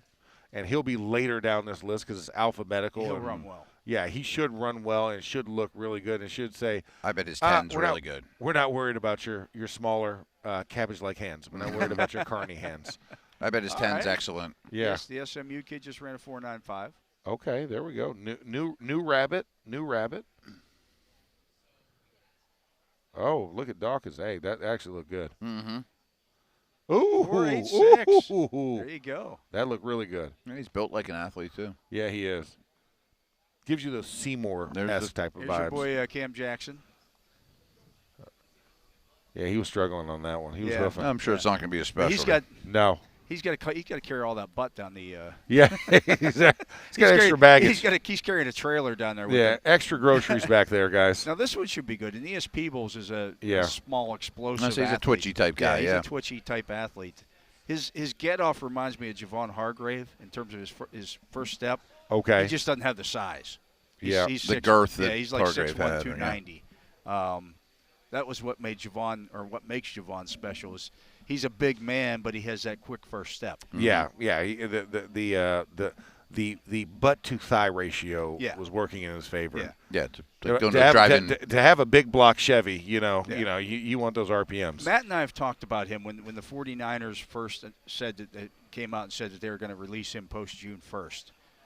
He's going to be out there. He's 32 years old. Are you interested in bringing Javon back? It'd be a much discounted contract than the ones he signed the last two go-around. I don't mind the contract, and if I can put him in below a Larry Ogunjobi, that's a heck of a steal. Yeah. And you have the relationship. Right. Yeah, so, I mean, Cam's still here. Yeah, exactly. Dunbar's still here. And you could still draft one. Yeah, and you could still draft one, and like you said, you could it's about depth, right? Yeah. How many reps can I take off of Cam Hayward? I say, can I get eight snaps less out of Cam? 8 to 10 snaps or 8 to 12 snaps a game makes a big difference. They got to be quality snaps, though, because he's giving you quality. It can't be when Cam's on the field, you give up 3.7 yards per carry, and when he's not, it's 5.1. It can't be that. Right. It can't be a certain player that has a number 57 type of snaps, is what you're telling me. It just can't be that. It can't be that. Right. And I don't think he's going to give you that because he hasn't shown that in Philly or in San Francisco. I mean, he's not a run stuffer, though. No, he's not. But he's a disruptor. He is. And the way that he would help the run game. And the way that teams are playing us now, you want a little bit more disruptor, anyways. Versus run stuff. We're not going traditional two gap that he played when he was here, right? This is more slashing. Get past the first level, of the offensive line, and then read. And I think he can do that really well. Because, like you said, the first step quickness is there. We've talked about Robinson a lot. He's an interesting guy, Yeah. This should be a good time, I would think. At 288 pounds for Ty Robinson, he is Wreck-It Ralph. He's got the good lean. Yeah, it wasn't terrible. Good. 483. You'll take that. Oh, yeah. 483 is flying for a he looked good doing it, too. 288-pound guy. He may end up in round 3. Yeah. And the biggest thing is, and I have my head down, Were they choppy steps or were they long strides? They were pretty smooth. Okay, pretty It wasn't smooth. too Okay, bad, right? Okay, because that's another thing. Like a guy can long stride it and get down there, Yeah. but that doesn't translate to football. I need short, choppy, explosive out of the Elijah top Simmons 10. is not going to be. No, that's not going to be a good one. This one probably won't This be. is probably going to be terrific, 5.5 somewhere down. He's 6'1", 334 pounds. He is a true nose tackle. Tree stump. He might be a plant. He might have some. Yeah, he might have roots. I do like watching the big guys run though, because Oh, yeah. I mean, just the athleticism involved here for these guys. I would love to see Grant. Yeah, for Yeah, sure. that would have been for a really sure. good one. And that would have helped. Well, I mean, if you're the Steelers, you might not want him to run at all. No, It might keep him hide out him into as the much- top yeah. 20, right? Ooh. That last 20 was took that- a while. Hey, the gas tank was on. He was redlining on But that one. that guy is never going to run 40 yards ever. No, No. right. No, You know, he might run 14 yards. Yeah, that's what he is built to do. Unless the play broke to the outside on a pass and he has Yeah. to line up for first down. That's the Yeah. only time he's running 40 yards. But he is a bowling ball of a human being. This is your Stackhouse here coming up from Georgia. There's 3 Georgia guys Yeah. here, right? Yeah. D tackle. Yep. And Stackhouse is the nosiest of the group. Mm-hmm. Yeah. But he's an athletic-looking nose, and he can stuff the. He stops the run. He's very good at stopping the run. I will he's- say that. Yes. Yeah, he's a rock in the middle. Yeah. Let's see what he's got here. He Ooh. kinda- that Didn't go That was well. a rough That start. was Yeah, he kinda real side-to-side-ish there. it jumped looked out like. of the start and ran a 5.16. But Which actually, if Not you a bad time if you for him. diagnose it, that's Yeah. not so bad. If you do it that ugly and you still get down there in 5.16 seconds, for a kind guy of that's waddling out there left to right. 327-pound run stuffer. Right. Like that doesn't bother me a great deal. Yeah, it's you got some fans in there watching this. That would be like you come out as a fan to watch these guys run their 40s. I don't know. I can't. We're watching it on TV. What am I talking about? Sure. Yeah, I get it. I mean, it's fun to watch. If I was 9 years old, I'd have been there in a heartbeat. I'd have loved it. Right. If you were 19, what are you Oh talking yeah, every year since. about? Yeah, I'm just looking here. Still, Ty Robinson's still the trendsetter. Is he the here. best right now? Yeah, and that 3.8. That was impressive. 3.85. I might not run again 4.85. if I was him. Like, I'll take it. He looked disappointed after he ran that, though. He might be able to get quicker. Yeah, I mean these guys do have goals. Absolutely, and he looks like a 3-4 defensive end. Mhm. At 6'5", All day long, 288. yeah. It just, again, just wrecks stuff. Yeah, he might be a better version of Wormley, Lowry, Loudermill. Coach him right. up a little bit and teach him even a little more technique, and as opposed to just going out there and breaking things. Could work out well. Mm-hmm. No, I could see him sticking. Absolutely. See if they've started to post these times yet on NFL.com here on the Combine IQ. Is the I'm sure they're all the over Combine. Twitter, but that's a lot more. They've already harder- they're lot doing harder them to in find. real time here. Oh, are they? Actually, they're giving you the average speed as well. So for Darius Alexander, he reached a speed of 20.12 miles per hour. Really? Wow. That's flying for a guy somebody that over big, 300 for a pounds, right. 300-pounder. Like that's when we talk about watching Cam Hayward and Stephon Tuitt run to chase down a screen. Alexander fits And that. as right. I said the other day, that like a little, you're standing there as they're running at you, and a little bit of the pee leaks out. That's what we're talking about. That big and that fast. That's like watching. Pretty rare. Yeah, that's like watching the dinosaurs come to get you. His start looked good. I'm kind of a C.J. West fan. at C.J. Indiana. West under 4.95 5. for a true nose tackle is Yeah. flying. His start was good. He came out low. Yeah, that is flying. For I'll a true take it. nose. Yeah. Absolutely. He's not much of a pass rusher, but if you get him in the 5th round or something, sign me up for that. Yeah, absolutely. I'll bet you he'll be around 20 miles per hour there as well once they finally post that. Okay. That's new this year, I assume. That is new this Yeah, year. they're That's- really starting to you pump see that you see zebra it technology. On the trackers, they have them in their shoulders. Mm-hmm. Those are the GPS trackers. Yeah, they yeah. have on their shoulder. It was pads. big at the Senior Bowl. Yeah, that's how they keep track of all those times. The Steelers even do it during practice. All the teams utilize these things, and you get to know how many steps a guy took. Yeah. each day Load and those kind of things. management. Load and management, yeah. I'm it's sure all it measures big. heart rate, too, and that kind of thing. Keeps track of a lot of different great. stuff here. Speaking of which, the NFL yesterday has said that they're going to start using tracker system on first downs. What's that mean? They have the what's it called? It's a Hawkeye system.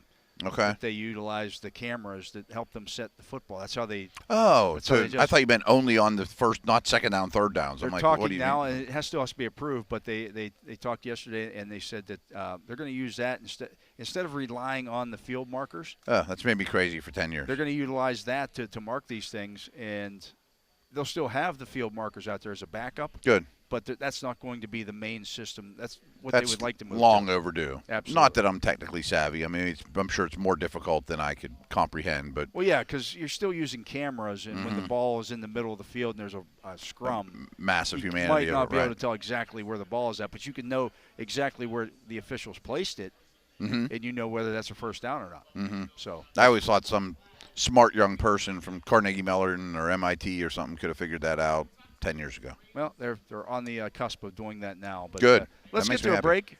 He is Matt Williamson. Max Starks has stepped away for a moment.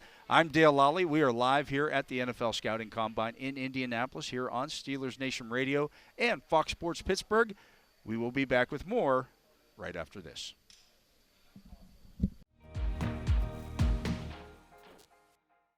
And we are back. I am Dale Lolley.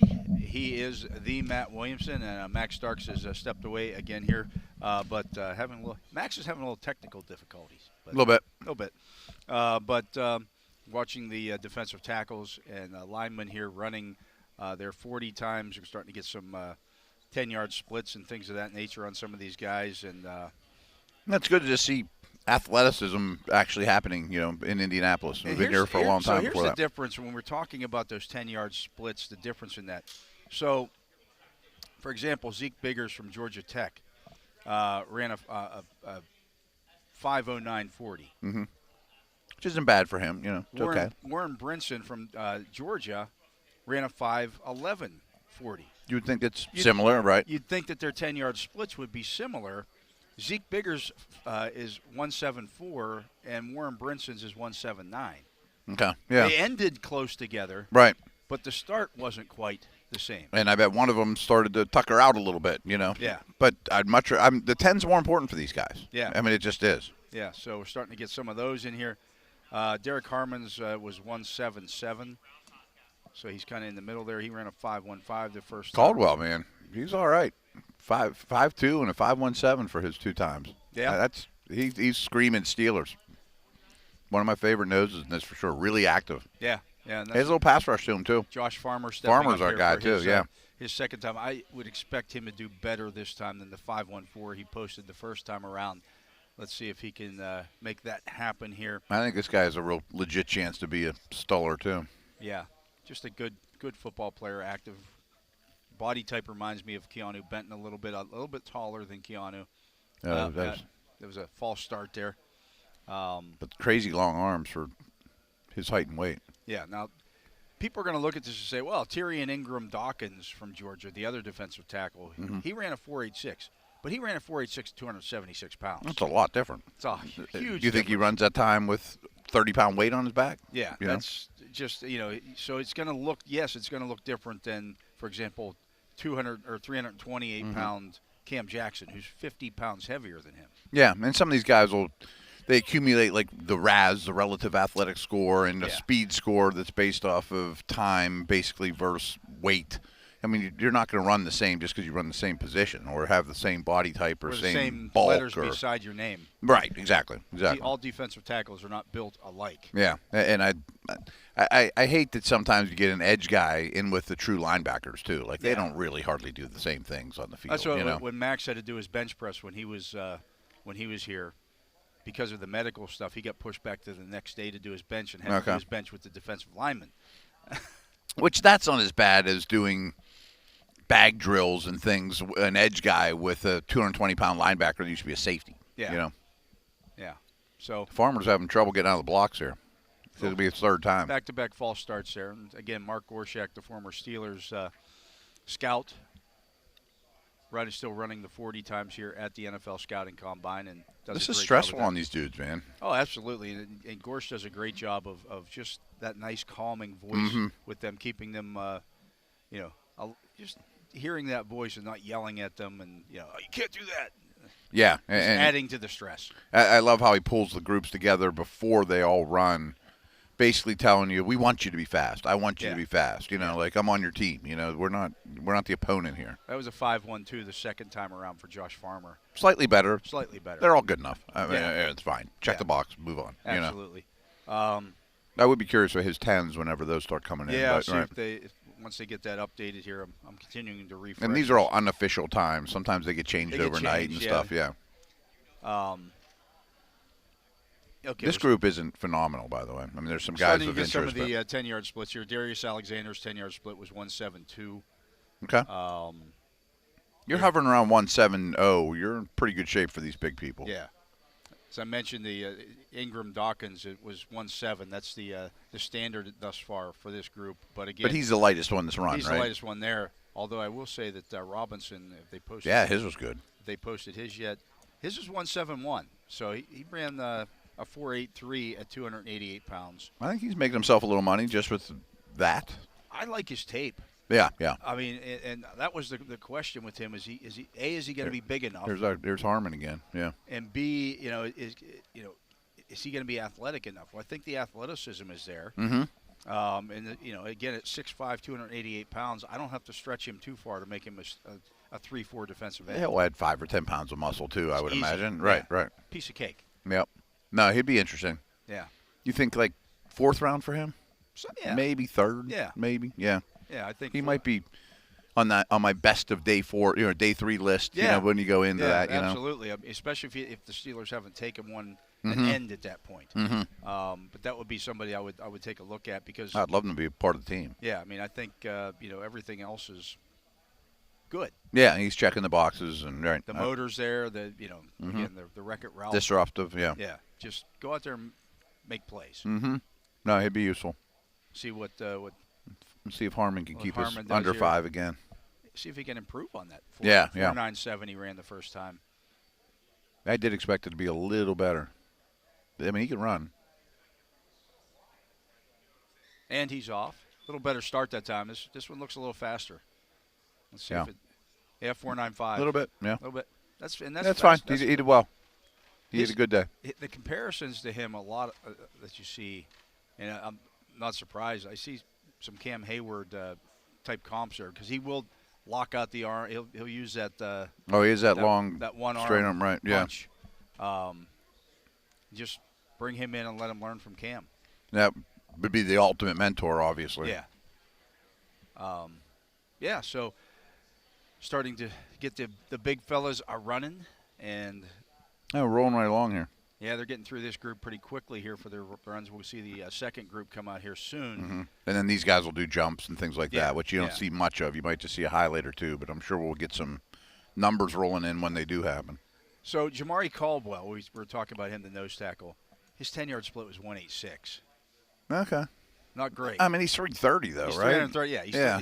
300. He is right now. Where they list him at? I mean, he gets off the ball on tape. Yeah, 6'2", 332. So he is a. It's not ideal, but it's. I'm highly interested in Caldwell. Yeah, the tape shows better than that. Yeah. I mean, he's an active guy. He ran pretty well. He looks like maybe a 3rd or 4th round. I can see that. Yeah. I could definitely see that. Yeah. We're getting some of this more information in on these guys as Max Starks rejoins us here. We're starting to see some of the 10-yard splits posted. Yeah. And some of the different times there. We were just talking about, Max, the difference between Tyrion Ingram Dawkins running what did he finish at? 4.86. Yeah. But he's 276 pounds. Yeah, he should finish. He should by far be the smallest guy running right now. Yeah. As opposed to some of these other guys. Caldwell's reached 30. Yeah. I mean, some of these guys are 60 pounds difference almost. And what was just a question, what was Caldwell's 10-yard split? Wasn't wonderful. It wasn't, but he was 330. Yeah, he's also 330. But it was 186. Oh, I mean, You'll take it. For 330, I'll still take that because I want to see I want to see sub 1.9. Okay. Like for a guy that's above 325 pounds. Yeah. Like you get below that, I know I have something in you. And like I said, we can still. He gets off the ball well on tape. Yeah, no, he has a great first step. And like you said, Ty Ingram Dawkins, what did he finish with his 1-yard split? He was at 170. Yeah. So it's like This is what you expect. You expect that from him, but it's a surprise when it's called well. So it lets you know one guy can handle that weight better. I would wonder what Ty Dawkins, his split would be if he was at 280. Right. Which is where I would like to see him at the next level. Which is what he's going to play at. Yeah, well, he needs to be at that weight to play. Does it differ from 1.7 to maybe 1.74? Or does it go from 1.7 to, or does it go to 1.8? God forbid, right? You know what I'm saying? That means he can't handle the weight as well, and also that means durability throughout the season, right? The endurance level goes down, adding that additional weight. Well, for example, so Yaha Black ran a 5.3940. Yeah. But his 10-yard split was 1.88. See? Yeah. So that means, hey, if I want you to be a true nose tackle, I can live with that. You can talk yourself into that type of stat. That's the other thing. You can talk yourself into stats because there's always going to be some stats that show. And a 10-yard split for a D tackle nose type, if you get below 1.9, I think that's plenty good at a bigger size. But don't show me 285 or 280 and you're still in the 1.8s. Like I need you down closer. You should be different than everybody else. Yeah, you should be breaking breaking that 1.8 and being in the 1.7s. Absolutely. Let's get to another break. That's going to do it for our second hour today. We've still got an hour left here as we watch the big guys run here at the NFL Scouting Combine here in Indianapolis. He's Max Starks. I'm Dale Lolley, and that is Matt Williamson. And, well, this is Steelers Nation Radio and Fox Sports Pittsburgh. We will be back with hour number 3 right after this. Welcome back. I am Dale Lolley here with Matt Williamson and Max Starks, and this is hour number 3 of our ongoing coverage here live from the NFL Scouting Combine here in Indianapolis as we watch the big guys, the big defensive linemen all continue to run their 40s here and seeing some consistency here. And we've also seen a couple of guys here who've broken the 1.7 barrier for their 10-yard split.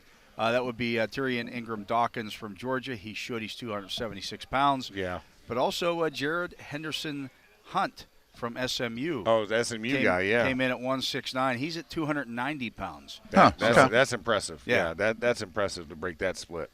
But also just missing that, Ty Robinson out of Nebraska. Yeah. Darius Alexander. Yeah. Out of Toledo. He came in at 172 on his 10-yard split.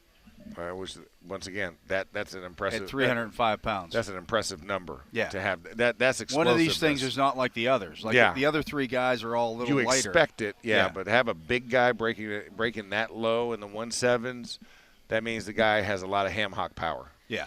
Yeah. He just has a lot of power. Period. Big, he strong does. hands. Yeah. And, he is. You know, watched him punch guys down at the Senior Bowl, and it was like, ooh, yeah, he's got heavy hands. Max, I don't know about you, but I mean, 10 years ago, there'd be a couple D tackles and certainly some O linemen that would just punt this drill and just look terrible and run a 5.9. I mean, those days are gone. No. There's not sloppy, And they care about this. They care about this for the ego and the pride, and you want to go back and tell your buddies, especially if you have multiple guys from one school running this. Yeah. You don't think Nazir and Ty Dawkins are like Oregon guys or Oregon guys are prodding themselves. Like, hey man, you see what I did there? All right, okay. Mm-hmm. Yeah, you're not as fast as me. And you don't want to be the guy who is the Orlando Brown Jr. of this combine. But there used to be a lot more of those. There used to be a lot. That used to be standard versus a 5.7. Yeah, exactly. It's like he's like you're running in mud the entire time. C.J. West's a guy C.J. West ran really well. Under 5 for a nose tackle. I'll take it. He's a powerful guy. Yeah. I don't know if I'd run again if I were him. Yeah, I probably would have declined it, but maybe he thinks he can do better. What was his split? I'm looking here to see if they've posted that one yet. It doesn't look like because he was he's the last one to run, right? I imagine he's a W. West is that's not bad. He comes out pretty low. Yeah, he's flying for a big guy. Wow. Yeah. I'll take it. Consistent 4.96 there after running the 4.95. 1.74 is his split. Okay, that's not bad at all. Mm-hmm. That's not bad at all for a true nose. Yeah. Yeah, he's happy. He should be. Yeah, exactly. He's not carrying a lot of extra weight he's either. A little rocked up there. Yeah, too. Yeah. He's got a strong. Got a little definition in the biceps. Flex it, man. Why not? Absolutely. And we'll get ready here for the second group to come out and run. That's when Mason Graham, who many think will be the top. Yeah, I don't know this will be his finest moment either. No, I don't see him as being a guy that's going to be super fast off the ball. Fast off the line for this drill. think he'll run okay because he's I don't not want to be terrible, but Yeah. just for like a top 10 type pick, I don't think he's going to blow us away. No, I don't know about that, but He's not running the 4.83. He's not breaking the D line. No, no, he's not doing that. Pacemaker this year. But you look at that, and both Darius Alexander and Derek Harmon ran 4.95, 4.96. Wow. If I remember correctly, that's right around what Cam ran when he was coming out. You know I wonder what? how heavy Cam was at this event. Yeah, I can't remember what Cam's weight was, but say that he does was sound right. I noticeably remember he leaner. was just sub-5. He was like a 4.95 Yeah, guy. yeah, he was just a sub-5 guy, and then, of course, 14 years later, we're like, he's still here. Yeah. Now, he probably does not run that now, but Sure. he doesn't have to. Yeah, I exactly. think he's bigger and stronger now, too. Yeah, exactly. People might say, well, why does that matter? One of the things that John Mitchell always preached to these guys and is continued throughout this, run to the ball. Yeah. And these big guys are going to have to turn at times and run to the football. And Yes. that's how you start creating fumble. I remember Stephon Tuitt's rookie year. He didn't play a ton, but I can remember against Kansas City, there was I think Jamal Charles caught the football over in the flat, and all of a sudden Stephon came rolling in and just blew him up, and the ball came flying out. The Steelers recover, and it turns out to be a big play. Yeah. Well, and that's why I think the L drill matters when I talk about that, because that's the turn, run, get back to where you are, retracing your steps. Mm-hmm. Those are the key principles that you're looking for a D lineman. So that's why those type of drills matter. Those are ones I feel like are more football related than like the 40 right now. Yeah. The 40 is can I get off the ball? And like I said, I care about your 10-yard split. We can talk about the in number. It looks good. That means you got a little bit more cardiovascular endurance. But the 10-yard split is what everybody cares about because that's the world you're playing in as a defensive lineman. Absolutely. I'm playing in a 10 by 10 square that I need to dominate and be able to hit at any moment. Yeah, and it's nice that the Tuitts and those guys can chase balls down, but if you can't, I mean, the effort's going to be there, but that doesn't right. And like I said, and for what we're looking for at the nose tackle position, right, especially the nose. Like it's like, I don't need you to get there. I just need you to get near, right? Mm-hmm. I want you to divert to our linebackers, which is how this defense is made. Divert to your linebackers, outside or inside. Your job as a down lineman is to divert to them or at least create complications in the pass game. And vertical push in the pocket, every quarterback hates that, but especially pocket passing quarterbacks. They hate that because I can't step up. Think about in the Super Bowl. Yeah, not being able to step Pat up is Mahomes huge. Right. could not step Couldn't up. step up. Yeah. And that gave him problems, and he looked human, for the first time this season because everything else has been superhuman. Even when we rushed him inside out, and he was able to roll out and just get into the ends, and the fringes of the pocket and make things happen. Or if we picked a side, he just slid up and in and out and then just ran it for 4 or 5 yards. That's what you need to be able to take away from these quarterbacks, and having consistent pressure in your face does that. Because we got the guys who are gonna close the door on the outside. Yep. So force that flow to them. Force it to your inside linebackers. If a guy wants to cut, you force him to cut it back too soon. Peyton Wilson, Patrick Queen can sit in the hole there, and then they can trigger and come downhill a lot cleaner, as opposed to worrying about a guard. Cam's 40 time. This was at the Ohio State Pro Day. He didn't run here. He didn't run here. Pish posh on you. I'll Ohio say State, a traditionally fast and track. it's downhill and it's 38 yards. Yeah. But Yeah. right. He ran 4.92. 4.92. Okay, it's a little bit faster. Do they say his weight? That was at here. He got weighed in. Of course, he was 294 pounds. Okay. You think he's over 300 now, don't you think? Oh yeah. Oh, yeah. Clearly. Yeah. Yeah. When you get Without a older, doubt. you don't get slimmer. Right. Although Yeah. James Ferrier did. Well, Potsy also struggled. He had to Couldn't keep put it on on, a huh? lot of weight on. Like he ate like a madman. I mean, Thursday nights he's eating like protein birthday cakes. That's another one of those ones that people would argue with me about. Well, he's listed at 200. You need these 240-pound linebackers. I'm like, James Ferrier, the last 5 years, I remember talking to him, and he's like, yeah, I played that last year I played at 216. Yeah.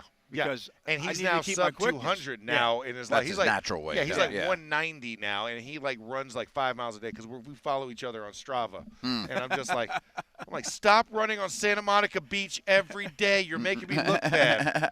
I was like, Potsy's just always been because he a wanted naturally lighter guy. Yeah, he was 240 when he came into the league. Yeah, he came in at 240. You saw the little double chin there action. As he got older and he wanted to continue to maintain the quickness. And at that time, 220-pound linebackers didn't exist. Yeah. I mean, but he got lighter and lighter as Yeah. he got older because he wanted to maintain that quickness. And what was he, the play up- 6th pick in the draft? Or I mean, he was really Yeah, high. He draft, was right. a top 10 pick, I know for sure, for the Jets. Yeah, that's one of those ones that, again, where you land at makes so much of a difference. It matters because they obviously didn't know what to do with him. Yeah, he was misplaced with the Jets. And then, Did they have a coaching change or something right before Yeah. his contract came up? I'm trying to think of that coaching history. change, and then the contract came I think up. it was Parcells came in, and he wanted to bring in all the old guys. And he wanted his guys, and he didn't like the way that James played, which was great for us. Yeah, right? it worked out well. It's You kind of know, like the Bettis situation almost. Yeah. Right. 2 years later, he's like second in defensive MVP voting. It's Exactly. It's like, thank you guys, I appreciate that. Yeah, and then went to a lot better winning culture as well. Yeah, that also makes everybody's it really happy. Nice. Yeah, but Cam had a 30-inch vertical, 34.25-inch arms. So again, if you over 34s, if you're looking at the blueprint, and walked on his tippy toes.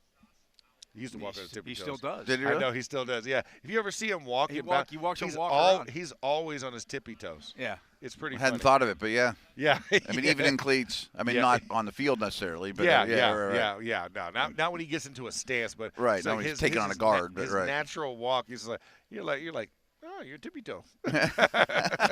If we're looking here at Stephon Tuitt's grade here, he came in at 6'5 and a half, 304 pounds, 34 3/4-inch arms. Yeah. That's exactly what they were looking for those days. He did 31 reps on the bench press, so he didn't do anything else here other than that and get measured in. Let me see what. Were Smith and Kiesel pretty long?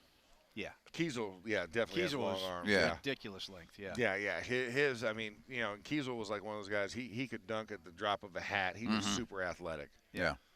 And Aaron was a great basketball player as well. And at his rights, I mean, that's what those guys did. I think Smith's combine, he was only like 265 though. He was light. Yeah. He much different. He put on weight when he got to the team. I remember talking to him about it. He's like, I had to build into this. He's like, Mitch broke me down, but he also maybe put on a lot of weight. He's like, if you want to do this at a high level, you need to be at like 296. Yeah, he got up to like 295-ish. Yeah. Stephon didn't do anything that offseason because he was coming off foot surgery. Ah, okay. That's why he's second rounder. The second round. Yeah. Ah, okay. If he'd have come here and run. Hey, Kenneth Grant, can you do the same thing? Yeah. Exactly. Just saying. For a friend. Yeah, not for me. For a friend. Yeah. Absolutely. Be very helpful. Thank you. Yeah, exactly. Yeah, you want to make that happen. But again, 34 and 3. He did run.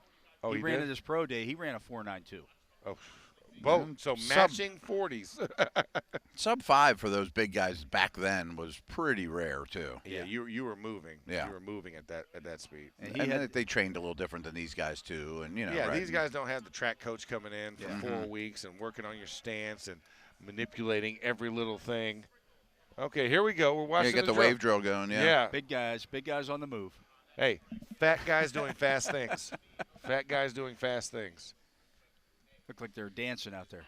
You a believer in this for D tackles? Nope. I'm not sure. Nope. It accomplishes a whole heck of a All lot. this does is just wear them out to see if they can do the next drill. That's all it is. He ran out of his shoe. Yeah, exactly. I mean, as long as you have some. Who throws a shoe? Really? I mean, as long as you have some knee bend and you're not just totally upright in a mess. Yeah, because, I mean, look at this. I mean, when am I ever going to – if I see a defensive lineman doing this on the field, right. I can't wait so to pancake unnatural him. for them. He's lost. Right. Yeah, exactly. You know, it's like what was the Varsity Blues, right? Is this the one where I run around and act like I don't know where I'm going and look stupid? Billy Bob, just do it. But that the thing that you see there with both Hayward and Tuitt is that extreme size and length. Yeah. I mean, they're similar bodies. Similar I don't know styles. if there are many guys like that in this particular draft. Yeah, I'm not sure who fits it. I mean, Nolan doesn't. I mean, in terms of the length, and I don't see any of those clones that have popped up to me so far. Well, and even like a Farmer who might be the closest comp doesn't have the speed, right, to Right. match what they did. I think he has he's the a arm nose. length and everything, and he's a true nose. Those Yeah. we're talking about 2-3 techniques, right? Right. Intuit and both cam. So, and that's not what we're looking for necessarily, but for the rest of the class that might be looking for that, I don't think that guy is here. Mm-hmm. You know what I'm saying? Yeah. I mean, really, the closest thing in terms of from this first group that went out there is Darius Alexander. Is the closest. Okay. See, look at that right there. That's Mia's not too far off, though, Alexander. Yeah, I mean, he's just a hair under 6'4", 305 pounds, but he's got the 34-inch arms, and he also ran a sub 5. Sub 5, yeah.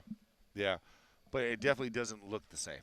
No. It does not look the same. Yeah. Now, this is a struggle for these guys. I mean, this is It's such kind of a waste of time. It's a wasted drill. Yeah. And that's where I wish like some of the stuff was a little bit more streamlined. This guy can't even stand on his feet. Yeah, he can't. Jordan Phillips, the kid from Maryland. Mm-hmm. Oh God, yeah, He's all over the place. Exactly. He definitely. He's a true nose too. I like him a lot. Yeah, he's a lot of talent. He's got a big time wrestling background. I expect this one to look pretty good. Pretty good, yeah. You would think. He Oh, stumbled a little bit too. Oh, he stumbled again. So he's over. Oh, he's over his heels. Yeah. Does the field turf get beat up too? Not when they use the same spot over and over, or the 40 over and over, right down the middle. Because it depends on the type of the pellets. The pellets that whether they come up and down. Because Tennessee played with using the coconut shells because they're and they spiraled it so that when it goes up, it goes right back into place. It doesn't spray like the rubber pellets do. Okay. Yeah. So there's not a soft spot or a good hard spot. So you don't really dry out a spot. This you could probably dry it out, but it would take a lot more work because they put when I say they put tons and tons of pellets. Oh, I know. On this, I mean you're talking about at least 3.5 inches deep. Yeah. So it would take a lot to dry out that area or make it less stable. So I have the measurements here for Casey Hampton in 2001. Okay, let's hear. I bet 2001. We're going back almost 25 years, ladies and gentlemen. Let's take the time capsule. Casey ride. Hampton, pre-draft, was 73 and a third, 0.3 inches, so 6'1" and change. Yeah. 314 pounds. Is that the leanest he's ever been? Well, no, he's Well, smaller now, than that. yeah. No, I mean, now he's as a football smaller than player. that. Yeah. But while playing football, definitely never saw that number. Both of his legs were 314 Yeah. pounds. He was never 314 pound in a Steeler uniform. His No. BMI at that point was 42.08. It probably got up over 50 at times. Easily. But he still had the 2 top abs. He was the only did he? guy that had like a gut with a 2-pack? clear defined abs at the top of it. I was like, is it that muscle group is getting such a workout holding your Holding stomach everything up else in. or what? I don't know how, but it was clearly defined. He had 2 abs. That's the arm hilarious. length was 31.25 inches. That's really short, but Yeah. it obviously his style of play, it wasn't that big a Yeah, deal. back That was then a that factor didn't for matter. him. His 40 time was 5.25. Wow. Okay. I mean, not back then. We're talking about quarter century ago. That wasn't a bad number for his size and height. Yeah. Because you also have to remember those legs short weren't. legs, yeah. These were stubbers that were kicking. He wasn't a long strider. Yeah. No. Definitely nothing long striding about that. He also did 34 reps on the bench. Super strong. Yeah. Him and Sean. I would be interested. Sean Rogers and him because they used to talk about how they 6'5" though, right? Yeah, he's way taller, but they competed like in like bench press and all the stuff in the weight room. Like they were competing back and forth for the record for D linemen. Yeah. So yeah, that doesn't surprise me. 34. Well, and he like shorter arms, right? Well, what And surprises me is 317 in weight. 314. Oh, 314. Yeah, Okay, even well, more some short, impressive right, than right, that. right. Yeah, They must not have fed him for about 2 weeks. had to. They had him in a sauna suit every day, even at bedtime. You know what I'm saying, to get him down there. Because I'm trying to think. Maybe 330 was probably the lightest he played at. Probably. Maybe. And then maybe, and that's a strong maybe. That's a strong maybe. Yeah, so exactly. when you're looking at some of these nose tackle prospects, keep that in mind. I mean, Right. you're talking about And the arm length stuff. and the arm length right, and right. stuff. I mean, these guys can play at that height and weight. Cam Hayward's position can't it's play different. with 30-inch arms. It's Of different. course, You know- right. Of Yeah, course, yeah. of course. You need to have that length to play on the outside. The length on the inside, not quite as because the guards. There's a reason those guys are guards. Mm-hmm. Most of your guards Yeah. and centers don't have the long arms. Yeah, you don't need them to because they're playing in a phone booth. Right. Yeah. It's the island guys that you want to make sure that you can create that extra level of separation that will push a guy a half, 1.5 yards wider if he's running on the angle and you don't have the footwork to make up for it, at least let your arm length make up for it by giving that quarterback a little bit more cushion on the backside so that you can kind of wash him by. You know, we always talk about running a guy on the hula hoop, you know, running him wide of what the back drop foot angle is. I keep coming back to Farmer, though, with unusually long nose tackle arms. I mean, yeah, I really like that. I really like that. How many centers are going to have 34-inch arms in this league? No, just think about Zach Frazier having to go against him in practice. Yeah, right. That's a problem. And your tackling radius and the A-gaps and all exactly. the above, right. And you talk about the cat. I mean, and we talk about that catch miss radius. He's right in that area where he can touch a guy. And big time. Yeah, and if a guy sees that arm, it's almost like seeing the arm on the toll bridge go down. You know what I'm saying? Yeah. They're So going he to goes to a stop different and revert, gap and now you runs send right him where into you want. TJ or Cam or whatever, too. Exactly. And it's not a coincidence. This is like the best pass swatting team in the league the last couple of years. Yeah. I bet he learns a thing or two from Cam with that, and just like Benton and these guys have, right? Yeah, it's just an additional weapon to add to it. So I mean, yeah, I'm starting to feel a little bit better after seeing these type of things where it just makes it clearer. Yeah, it does. It does. Clears up the picture a lot. And you can start adding a couple of names in there so you don't feel so desperate when you get to 21. You have to take that guy Yeah, there. I have to get this guy here. It's like, well, wait a second. We have There's some other stuff options. to work with. Yeah. There are some other better options as well that you can get by with. But it also goes without saying, you don't want to forget the tape. The tape is matters. gospel, right? Don't get too enamored by what you see today. Tape is you know? number one. Yep. And this can only be an enhancement to the tape. Right. Yeah. Because hey, 34-inch arms versus 31 is a big deal. That's a big deal. So it's like, yeah, the tape looks good, but I can work with that. You know what I'm saying? And that guy might not be available. I feel good about going this direction. You know, my scouting report off tape on Farmer is, it looks like he has long arms, good length. Now it's like, oh, he has really long arms, a great length. Yeah, you know, right? exactly. Check. You know, hey, right. Where's that eraser at? Put that in magic marker. You know, I know I said good, guys. Don't listen to that. It was actually great. Rare, right. Tony the Tiger. Rare in this particular draft, apparently. It doesn't seem like length has There's been. There's not a lot of the guys that have that class. Maybe the next group will, but right. Yeah, maybe the next group has a little bit longer, but I mean, I forgot how they. I guess those numbers are already in. What am I talking about? Right. Yeah, that group should be in, but they're still following Group 1 right now. Yeah, absolutely. But let's get to another break. Here with Max Starks and Matt Williamson. I am Dale Lolley here, leading the way here on this beautiful Thursday. It's still nice outside here, right? It was okay on the way. Yeah. Allegedly, we've been stuck inside all day. Yeah, we have no windows, but we'll take a flyer. I don't hear the rain pounding down on the roof. That's true, because it is metal roof, so you can hear. You do hear that. Absolutely, but we are here on Steelers Nation Radio and Fox Sports Pittsburgh. Our live coverage here from the NFL Scouting Combine all week long. We'll be back with more right after this. And we're back. I am Dale Lolley here with Max Starks and Matt Williamson. We are live at the NFL Scouting Combine here in Indianapolis, where the on-field workouts are now taking place with the big dudes. And you're listening to Steelers Nation Radio and Fox Sports Pittsburgh, and we're here with you up until 5 o'clock. We'll then break it down and maybe do a little pizza tonight. Deep dish. I am psyched. Right. Got to do it. Got to do it. That's a great grand finale dinner. Right across the street from us, I think, right? We were asked if we wanted to go get pizza, Giordano's, on Monday. Monday, when we got here. Right. And Max was not here yet. Yep. And I said, TV and the video people went, right? We absolutely cannot go eat deep dish pizza without Max, because that's become our little tradition. That is our tradition. It's also half the entertainment. Yeah. Feeding time at the zoo, fellas. Right. I mean, you ate as much as 3 or 4 of us put together, and then got a bowl of minestrone for dessert, and I was blown away. Had to wash it down. The beer didn't quite do it. I needed some minestrone soup to just go ahead and top it off. Yeah, the 3 22-ounce that stuck beers with me. that you had with that. Yeah. They disappear. It's just so good when it touches your lips, you know? Yeah. It is a kind of a religious experience. Yeah. And it's our tradition, like you said. Like that's a good way to go on out. Yeah. Absolutely. Yeah. Absolutely. Looks like they're getting this ready here. Was that group 1? I would think the linebackers getting ready to run soon is my hunch. They're showing you some drills. Well, are you big on this bag drill? I mean, at least it keeps your head up and you can kind of sort through garbage, you know? I mean, it's hidden dummies. You know what I'm saying? Like I get there's a point to it, but the dummy doesn't move. I wish they had the. They're not going to get to hit dummies in the NFL because all the offensive linemen are the smartest guys. Exactly. So no dummies there. Why are you putting them out here now? You're deceiving these young men. Yes. And also, I can see if it was the Buddy Tevens created dummy, the one that's on the rotor. Yeah, a little heavier. Yeah, a little heavier, and it moves, and just even moving it on a fixed track angle to where they have to work through that through a fixed point and then release. But having the stationary because the offensive lineman is not going to be he's not going to be stationary. He's not going to be stationary. And then if there is a chip block, right? That's not going to be stationary. It's going to come at different points as well.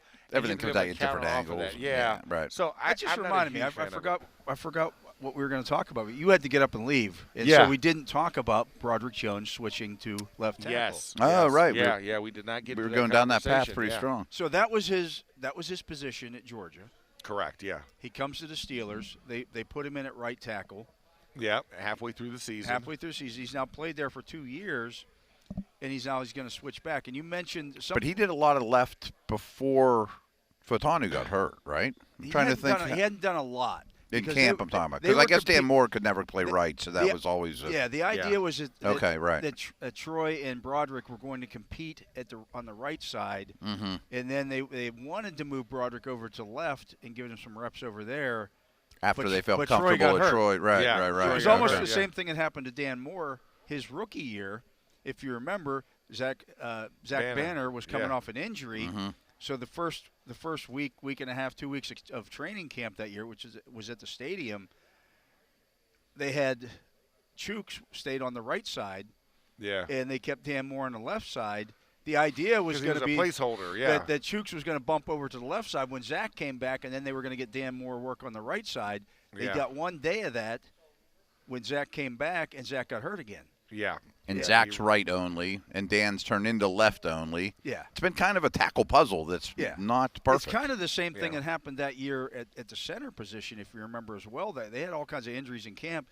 The plan wasn't for Kendrick Green to be the opening day starter necessarily at center. Good point. Yeah. He was the only guy that was healthy the entire time. He was last man standing. Yeah, the only guy that stayed healthy the entire way through training camp. You had B.J. Finney got hurt, and I can't remember who else was there at that point. I forgot who the other guy was. Was it No, it had to be J.C. Yeah, I think it was J.C. Hassenauer. J.C. got hurt as well. Yeah. And, so put the rookie in. You're it. Yeah. We got to deal with this. Yeah. And then, of course, Dotson playing out of position as well.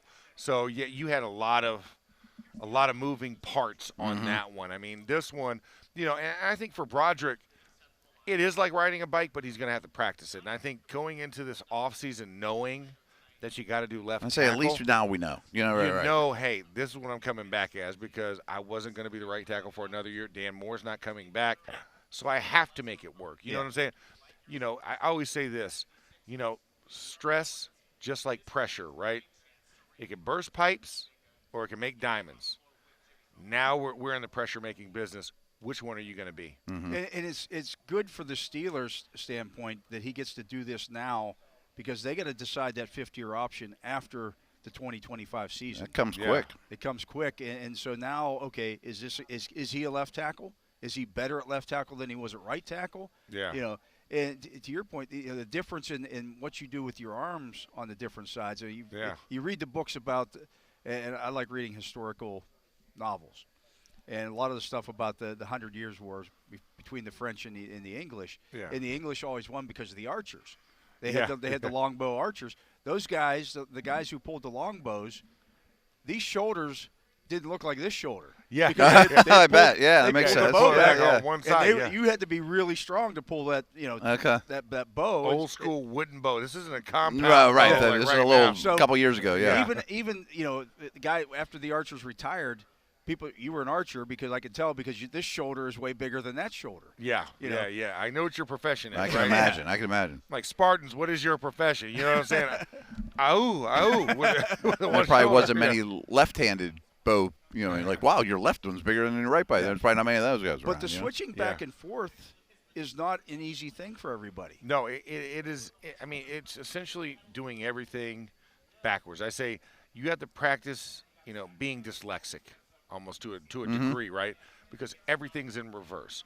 The play call where you're the strength of it, you're now the weak side of it. Biomechanically and physiologically with your hips, if you work 1,000 reps in this angle, like you said, the built-up shoulder, your hip muscle's set that way. Mm-hmm. And so now you have a shorter muscle on your interior leg and a longer muscle on the right side if you're a right tackle.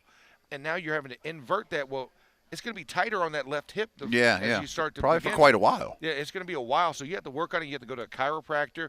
You have to go do extra massage and stuff to get those muscles reactivated because they're taught to do different things. The short, tighter muscle on the inside leg is for shutting off the inside move. So there's more power that's right there in that shorter muscle. It's more compact. The longer muscle is for striding for distance, creating the length when you set on the pass block rotation. And then also the back. The back muscles act differently. You know, your inside is a lot tighter than your outside because, once again, tight, long, and your hips shift to that. So it's funny, if you ever watch a guy that's played one position for a long time, they go into the chiropractor knows immediately. Yeah. He's like, oh, so you play on the right side. And you have to work it a little bit differently. You have to be a little bit tender at first, but you got to get in there and you have to reactivate the muscle. And then after a week, I got to come back and do it again. And that's not even the mental changes. I mean, and that's just, before you even get to the mental. This is just the biophysical type of stuff that has to be done. Almost like going and going to a mechanic, right? Or you're getting a tune-up on your car. Well, if you drive a NASCAR, guess what? The left side is going to wear a lot more faster than the right side. Mm-hmm. You know what I'm saying? So to that make axle, left turns, right? Yeah, all you're doing is left turns. It's going to wear down that side more. There's more weight over there. The turn angles, especially when you're hitting high walls, that side gets more wear and tear on it, and you go through your tires a lot faster. Same thing with this when you switch sides. If you're so used to doing it one way, and you don't cross-train it, and you don't do things manipulation-wise, like I said, with a chiropractor, with a physical therapist, you're going to get stuck in that angle, and it's going to take a while, months, to get that body back to base. I just need it to base. I don't need it to be reshifted. Just get me back to even. So Broderick specifically, I mean, they probably didn't do him a ton of favors putting him at right from the start. Yeah. But he's been there way more than left at the NFL level. It's not even close. Do you think if we asked him, coming out of Georgia, he would have preferred left? Yeah. If we asked him now, after 2 days or years of right, do you think he still prefers left? Yeah. Well, would you? You know, I mean, you can't speak for him. Right? I mean, I can't speak for him, but I did ask him, and he said, you know, when I was asking him at training camp this year, he was like, yeah, I prefer right now. Because I've always really practicing. done. Yeah, right. And he only had 12 starts at left tackle. It wasn't like he was. Yeah, you know what I'm saying. And by the end of his first year, he had almost as many starts. He had 9 starts at right tackle. So it's like. And Troy's the opposite. He's played a lot. Yeah. And now he's going to have to play right. Yeah, but although he did it last year, you know. Yeah, he did it last year. He made the transition. Of course, he was injured before we really got to see right. how a season's body of work looks like. But like I said, I did it. So it's like you can do it if you have the desire to do it. Like as long as you have the desire of I want to get on the field however I can, you'll get it done. Right? Like last year's tackle class blows me away. It was a really, really good offensive tackle class. It was here 1 year ago. They all switched. But, Alt looked like the prototypical left. He's on the right. He's a first drafted one. Yeah. Latham looks like the prototypical right. He's on the left. Yeah. Fuaga, New Orleans, looked like a right tackle only. He's on the left. Yeah. And Troy. You know, exactly. What are we doing here? Exactly. He's just trying to get your best 5 on the field. That's what it comes down to. You teams that need right tackles take the right tackles. The teams that need left tackles take the left tackles instead of messing with these young dudes. Red Rover, right. switch everybody on over. You know? Yeah. What are you doing to these guys? Yeah, but I mean, that also tells you about the league, right? Your flexibility has to be there because, especially if you don't have the depth. If you're a swing tackle, like that's got to be brutal. When you're the third guy, and if one of these two gets hurt, you're in. You know. Yeah, and trust me, as a guy that did that stuff, you're just like, okay, which way do I go? All right, 2 sets here, 2 sets here, 2 sets here, 2 sets here. Well, you see guys when they do that, if they got to come into the game cold like that, you'll see them doing their back step just to. Sure. Well, and that's the thing. So remember Trey Essex when he first got here, and Marvell goes down, and it's the Indianapolis game is Trey's first start, right? And he's got Dwight Freeney over there. Oh, and wow. And I'm at right. And I got Mathis. Yeah. So it's not like he couldn't help either side all that much. I mean, he couldn't help. Both premier. But he had been practicing right tackle so much because he was in a competition with me for the right tackle job. His first set, he drops and then drops his inside leg. And the only thing that saved him was that Dwight Freeney went off the second step on the spin that time because if he went any later, Trey was done for because he would have gave up the outside edge really shortly.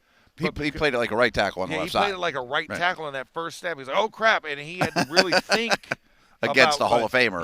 About getting the left leg Freeney back. was going with the spin move because that was his signature thing, and he just happened to catch the first snap. But if he's speed rushing him, he's going right past him. He was done. He was done. Like Ben wouldn't have got to the back of his drop. Yeah. Like against that guy. Yeah, that's how bad it was. And then even later in the year, that Jacksonville – I'm sorry, this is now 2 years later. We're in Jacksonville – Jacksonville comes to us in the playoffs, and I get injured. So me and Marvell are sitting up in the suite, both with like leg wraps on and knee braces and everything because we're not allowed to be on the field because you can't protect yourself. Right. And we're watching Trey. Trey did a dang basketball spin because we had Trey as an interior guy. He was playing guard. Yeah. He was an interior swing guy in the emergency center. So then they said, oh, you got to bump out to left. You're a left, right? I mean, so he did a basketball spin on Harvey. And I was like, what is he doing? Marvell and I are both like losing our mind. Like, what is he doing? And he just started doing this like box out drill because he has spun around. Whatever works. Hey, he got him blocked. Yeah. Didn't get hit. Not the yes way you or want to no. draw it up. But Check, right. let's move on to the next play. Nothing to see here. Don't do that again, though. Yeah, don't do that again. So, you do get into those issues, but you have to mentally like prep yourself. And the good thing is Broderick knows where he's going to play next year. Right. He knows now. Now and at we're least in it's February, right. And he knows that. We're not telling him in July, August, hey, you're going to left. You've got 4 months to go back home in Atlanta or wherever you train and work the left side out of you. Go see, like I said, go see the therapist. Go see the chiropractor. Which is fair to the young man, too. It is. Give him a shot. Give him a fighting shot to come in. Because also, they don't want him to look bad. You spent a first-round pick on him. I don't want you to look bad. If anything, I want you to look as great as possible. Prove me right, not wrong. We want to pick up your fifth-year option. Yeah. We want to extend you, right? That's I want why to we have drafted you right. here for the next 10 years because that's what I thought when I drafted you.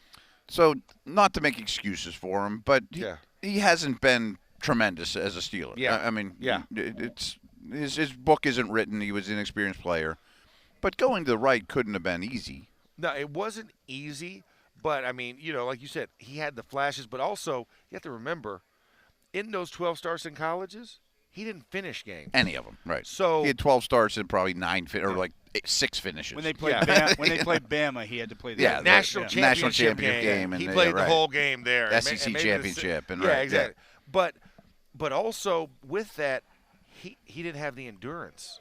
He hadn't played 70 snaps. He never played 70 snaps, let alone NFL snaps. NFL 70 And if you remember, Tomlin played him more than anybody in the preseason.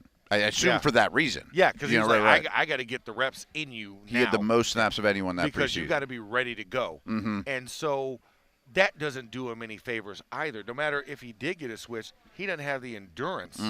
He doesn't know what fourth quarter finishing, final drive, got to have it moments are where you got to pull your energy from wherever, the ether, to get through that drive. Because I can tell you. Bam is tough, but the Ravens are tougher. The Ravens are way tougher, and they're way more skilled. And they're not as tired as you are. And they have whereas more waves. Bama, they're as tired as you because they also had the same thing. They roll in 2-3 lines. So you're both sitting there sweating on each other. You know what I'm saying? Big guy sumo wrestling at that point. You're not big guy sumo wrestling in the league. These guys are trained for this. They have the endurance, and then if they have experience, they know how to save their energy throughout the game. Yeah. Whereas you're a young guy, the young bull, right? Run down the hill, or we can walk down the hill, right? Yep. And if you're taught to just run down the hill, you ain't got nothing in the fourth. The gas tank is past E. You know what I'm saying? And so he still had to learn that. And he learned that halfway through the season in the middle of the fire when we're trying to make a playoff push. Yeah. So you don't really get to gauge anything. So it didn't help him from that perspective. And then there was nobody there to really teach him that. That was the other thing. Who's the vet that's going to teach him? Dan Moore doesn't know which way is up. He's still trying. That was my next question. We were talking O-line the other day, and I wanted to bring it up because Dale and I have mentioned tackle's not a need, but I wouldn't mind a 29-year-old that has some millions in the bank, that has 3 kids at home, that has played left and right. Yeah. That you get at $6 million or something like that. That's a tackle. That's a true. He would be your backup to both, and he's been around the block. I'm not sure who that name is in free agency, but I I don't know who that be name interested. Is I'd be interested in somebody and like for that. Me, what helped me when I first got Barrett Brooks Yeah, was okay. a guy. Right. Yeah. That was my mentor when I first got it. So and he that's taught me the how to kind do of that. guy that you're looking for. Yeah. You're looking He's for not a a Barrett star, Brooks. but he's No. a solid NFL solid, player. dependable, and has years under his belt. Yeah. Yep. And he He's doesn't a professional. He doesn't have a desire to start, to be. He knows who a he is. starter. I know who I am. My job is to get you ready, and then also to be ready if I have to go in because you're not ready yet. Yeah, exactly. And that's what he did. The first 4 games of the season, Barrett dressed, I didn't. And then Barrett, I'll never forget this, said as clear as day. He said, Max, the only reason I have this jersey on is because you're not ready yet. He's like, I'm just I can't wait for holding the for day it, that right. you're ready That's because cool. when you're ready, I don't mind giving this jersey over to you. That's my job. I'm just a placeholder for you. So make sure that you get things done. And that's understanding your role on the team, and not everybody is going to do that. That's why it has to be that older guy. Veteran, The guy because you don't want the guy that still has the itch. Yeah. You know what I'm saying? That itch to start, the itch to be the man. It's like a backup quarterback. Yeah, because he's not going to teach you. He's not going to teach you how to do this, how to be a professional. Like Barrett sat me down, taught me how to watch film, how to break it down, how to write in my book when I'm building my encyclopedia on my opponents. You know, especially your division opponents that you're going to see twice a year, and you're probably going to see them for a number of years. You want to make sure you have your book ready. So he taught me how to frame my book, how to watch the film. He spent extra hours with me. There's nobody in there right now that's going to do that for these young guys. Yeah. Because, you don't have what I call the middle-class players. They're all the same age. Everybody's the same new. age. Everybody's new. Everybody's young. And you're trying to figure out which way's up. That's why, one of the biggest questions about bringing Russell Wilson in, you needed a vet ear just on that side of the ball. That side Not of the ball, even right. in the room, just on that side of the ball. I'm sure Isaac helps a little. I mean, at least he's right. He helps But he's a little not the bit. most. But he's He's not not a tackle. teacher. He's not a teacher. Okay. Yeah. Well, and that's the other thing. He's not a teacher because he's not a talker. He's not talking. So And he's not a tackle. yeah, and he's not a tackle on top of that. So he's not going to be able to tell you. He's only going to be able to kind of gather the herd around, right? He's like the Toblerone guy. Like, brrr, I'm going to send the horn out, and everybody just rallies around You him. can follow him and do Yeah. and do what he does. And you see a lot of that at training camp when Yeah. those Oh, guys they are do, working yeah. together. Yeah, he's But great again- for Mason and Zach, Right. but he's not going to be good for Broderick or Dan. Right. And so that's Troy, where, or even Troy, right. yeah. Now Troy a little bit better. Maybe Troy can pull something out of him. They can talk about something Polynesian. I don't know. Hey man, you tried that katsu chicken lately? All right, let's talk about it. Okay, open up. But I look at that still not a O-line lot. room. If you bring back Herbig, I think you're pretty set from guard to guard with Yeah, yeah. Anderson, your three, Interior those three, two, yeah. and that veteran tackle to be named later. Needs to come in there. Then I might be done on O-line, give or take. Yeah, I mean, maybe a fifth-round flyer on a Yeah, I'll take tackle a flight or because whatever. you need to you always know. develop talent to see what you Or got. bring a Dylan Cook back or somebody like that. Is, Yeah. Okay. Yeah. But I might be Or- done on O-line then. Yeah, I mean, I wouldn't go too far past that. Yeah. Absolutely.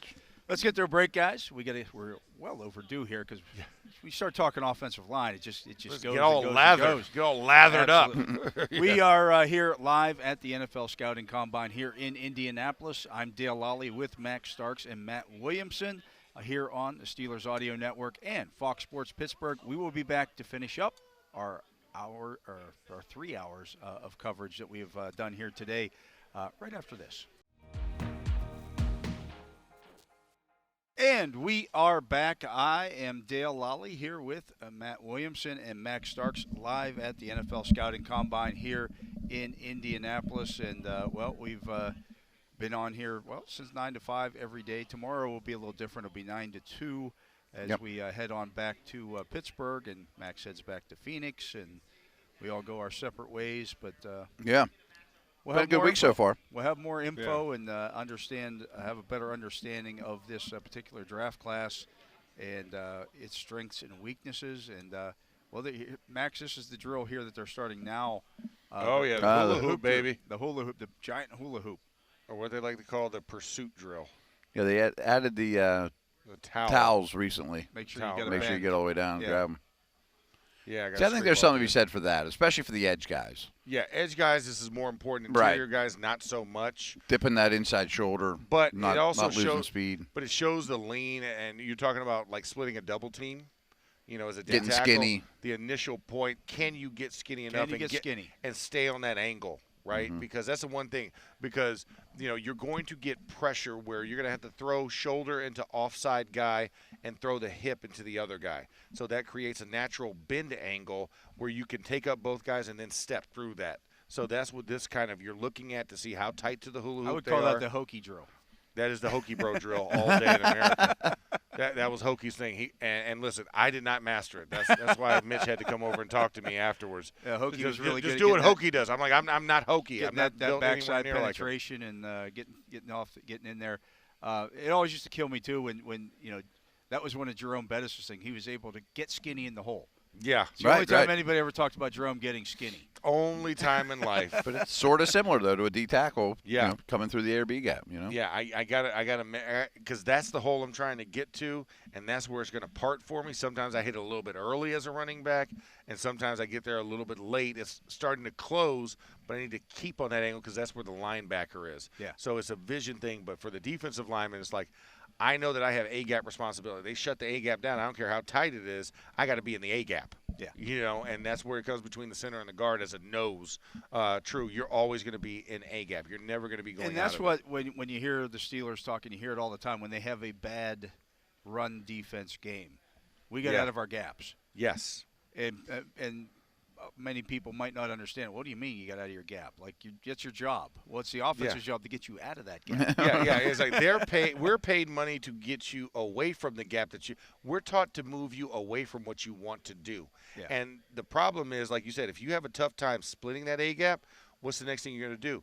Well, he's coming down so hard into the A gap, I'm going to jump outside in the B gap and then go around him to get there. And the problem is, you realize you're not 220 pounds. Yeah. So it's not like you're sliding around a chair at a banquet trying to get to your table, and you're like, oh, God, the running back just took that angle because he's following the wall. Yeah, you just compromised everybody else in the defense. Because exactly. And he has an escort. And the good backs will set you up and dead leg you and then go the other hole, or exactly. Right. So you're already jumping out of lane and then trying to jump back in, and you're going to throw your weight this way. Guess what? If that guy still wants to go there to that B gap that you just vacated, trying to get back into the A gap, and now that linebacker has a muddy view because you just jumped in there, so he jumps inside thinking, I got to take the A gap because he just took the B gap. He forgot his assignment.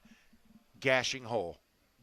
Now that's an 8-yard gain, or even and they get more. through that hole or in an Fred instant.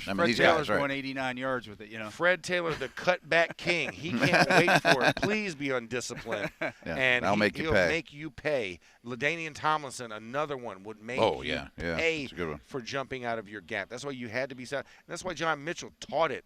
Got to be so gap sound. Dogmatic about. It sounds stay easy, in your but gap. I'm sure it doesn't sound easy, and that's why it takes 2 years for those guys to learn proper two-gapping in this. But now we're not in that world anymore, so now it's penetration. So it's like, you better get through that A-gap. Right. And what's crazy, too, is so few of these linebackers and defensive players have played against a true lead-blocking fullback. Yeah. If a fullback comes through the A-gap, well, am I taking on his right shoulder or his left shoulder? I'm not certain, I don't know. I was like, I'm taught to hit the guy, and then, and depending on how much space that guy has behind it. You might not be right either way, depending on who the back is. And the back's going to say, I've got a two-way go. It's not like we're coming off of like a counter, right, where you have the center and the guard pushing down the other guard coming up, and he's lead blocking, so it's creating that wall, so he's going to bounce it outside. Right. This is ISO lead. He's coming there. The back has a two-way go off of that. If the backer guesses wrong or reads it wrong. Yeah, he's going to be right. So you want to be able to shove a guy back into that hole and take away the space that the back would break down and make a decision to cut. Which is what Landon Roberts does. And listen, the hammer. I mean, Wolf calls him 23andMe because he's going to leave DNA on you every play. No, that's good. But I just call it the hammer. He brings the hammer, and he doesn't think twice about it. I'm going to blow it up. I call him Boom Boom Pow because he's dynamite. But Pat Queen's not that guy. Yeah. And Peyton Wilson's not that guy. So I think you would like to bring Roberts back. Those two in there. Yeah. I really need a Landon Roberts in my 3-man rotation because he's going to change it up. He's going to make it greasy in the short yardage, the I formation stuff, whether they're motioning to it or not. Now, I get it. Some teams scheme and they can pull him out of it. But more often than not, if you and your back are on the same course, you should be able to do this. Whoop. Hey, Pat, you can run with these guys. That guy, I can't. Yeah. I'm here for the hole, and you can switch that once you get a better relationship with each other. New England did that for a number of years, right? They knew how to switch guys where Brewski was going to be here, and that's what he did. So if you got him and we're trying to scheme him out of it, he would just switch spots. Do your job. Yeah, do your job. What you're good at. All right. What we're good at is talking, and we are now done. We did a lot of that. We did a quite lot a of bit, talking right? today, Yes, and we did. well, once again, and we'll be back again tomorrow. But I want to thank everybody who's been involved again today, from Wes Euler, Rob King, Jerry Dulac, Max Starks, Matt Williamson. I guess I'll thank myself as well. Yeah, you've earned it. And of Tyler, course, the video creator. Tyler, the video creator. that should be his new nickname. That's man. his new His nickname. We've his new decided. name. And of course, TVC. Justin Miller back in studio, making us sound good as well, or as good as possible. But anyways, I am Dale Lolley. We thank you for listening to all of our live coverage here from the NFL Scouting Combine here in Indianapolis. We will be back again tomorrow. Same bat channel, same bat station from 9 to 2. Don't you miss it. That's going to do it for today. Steelers football happens here. The Pittsburgh Steelers Audio Network.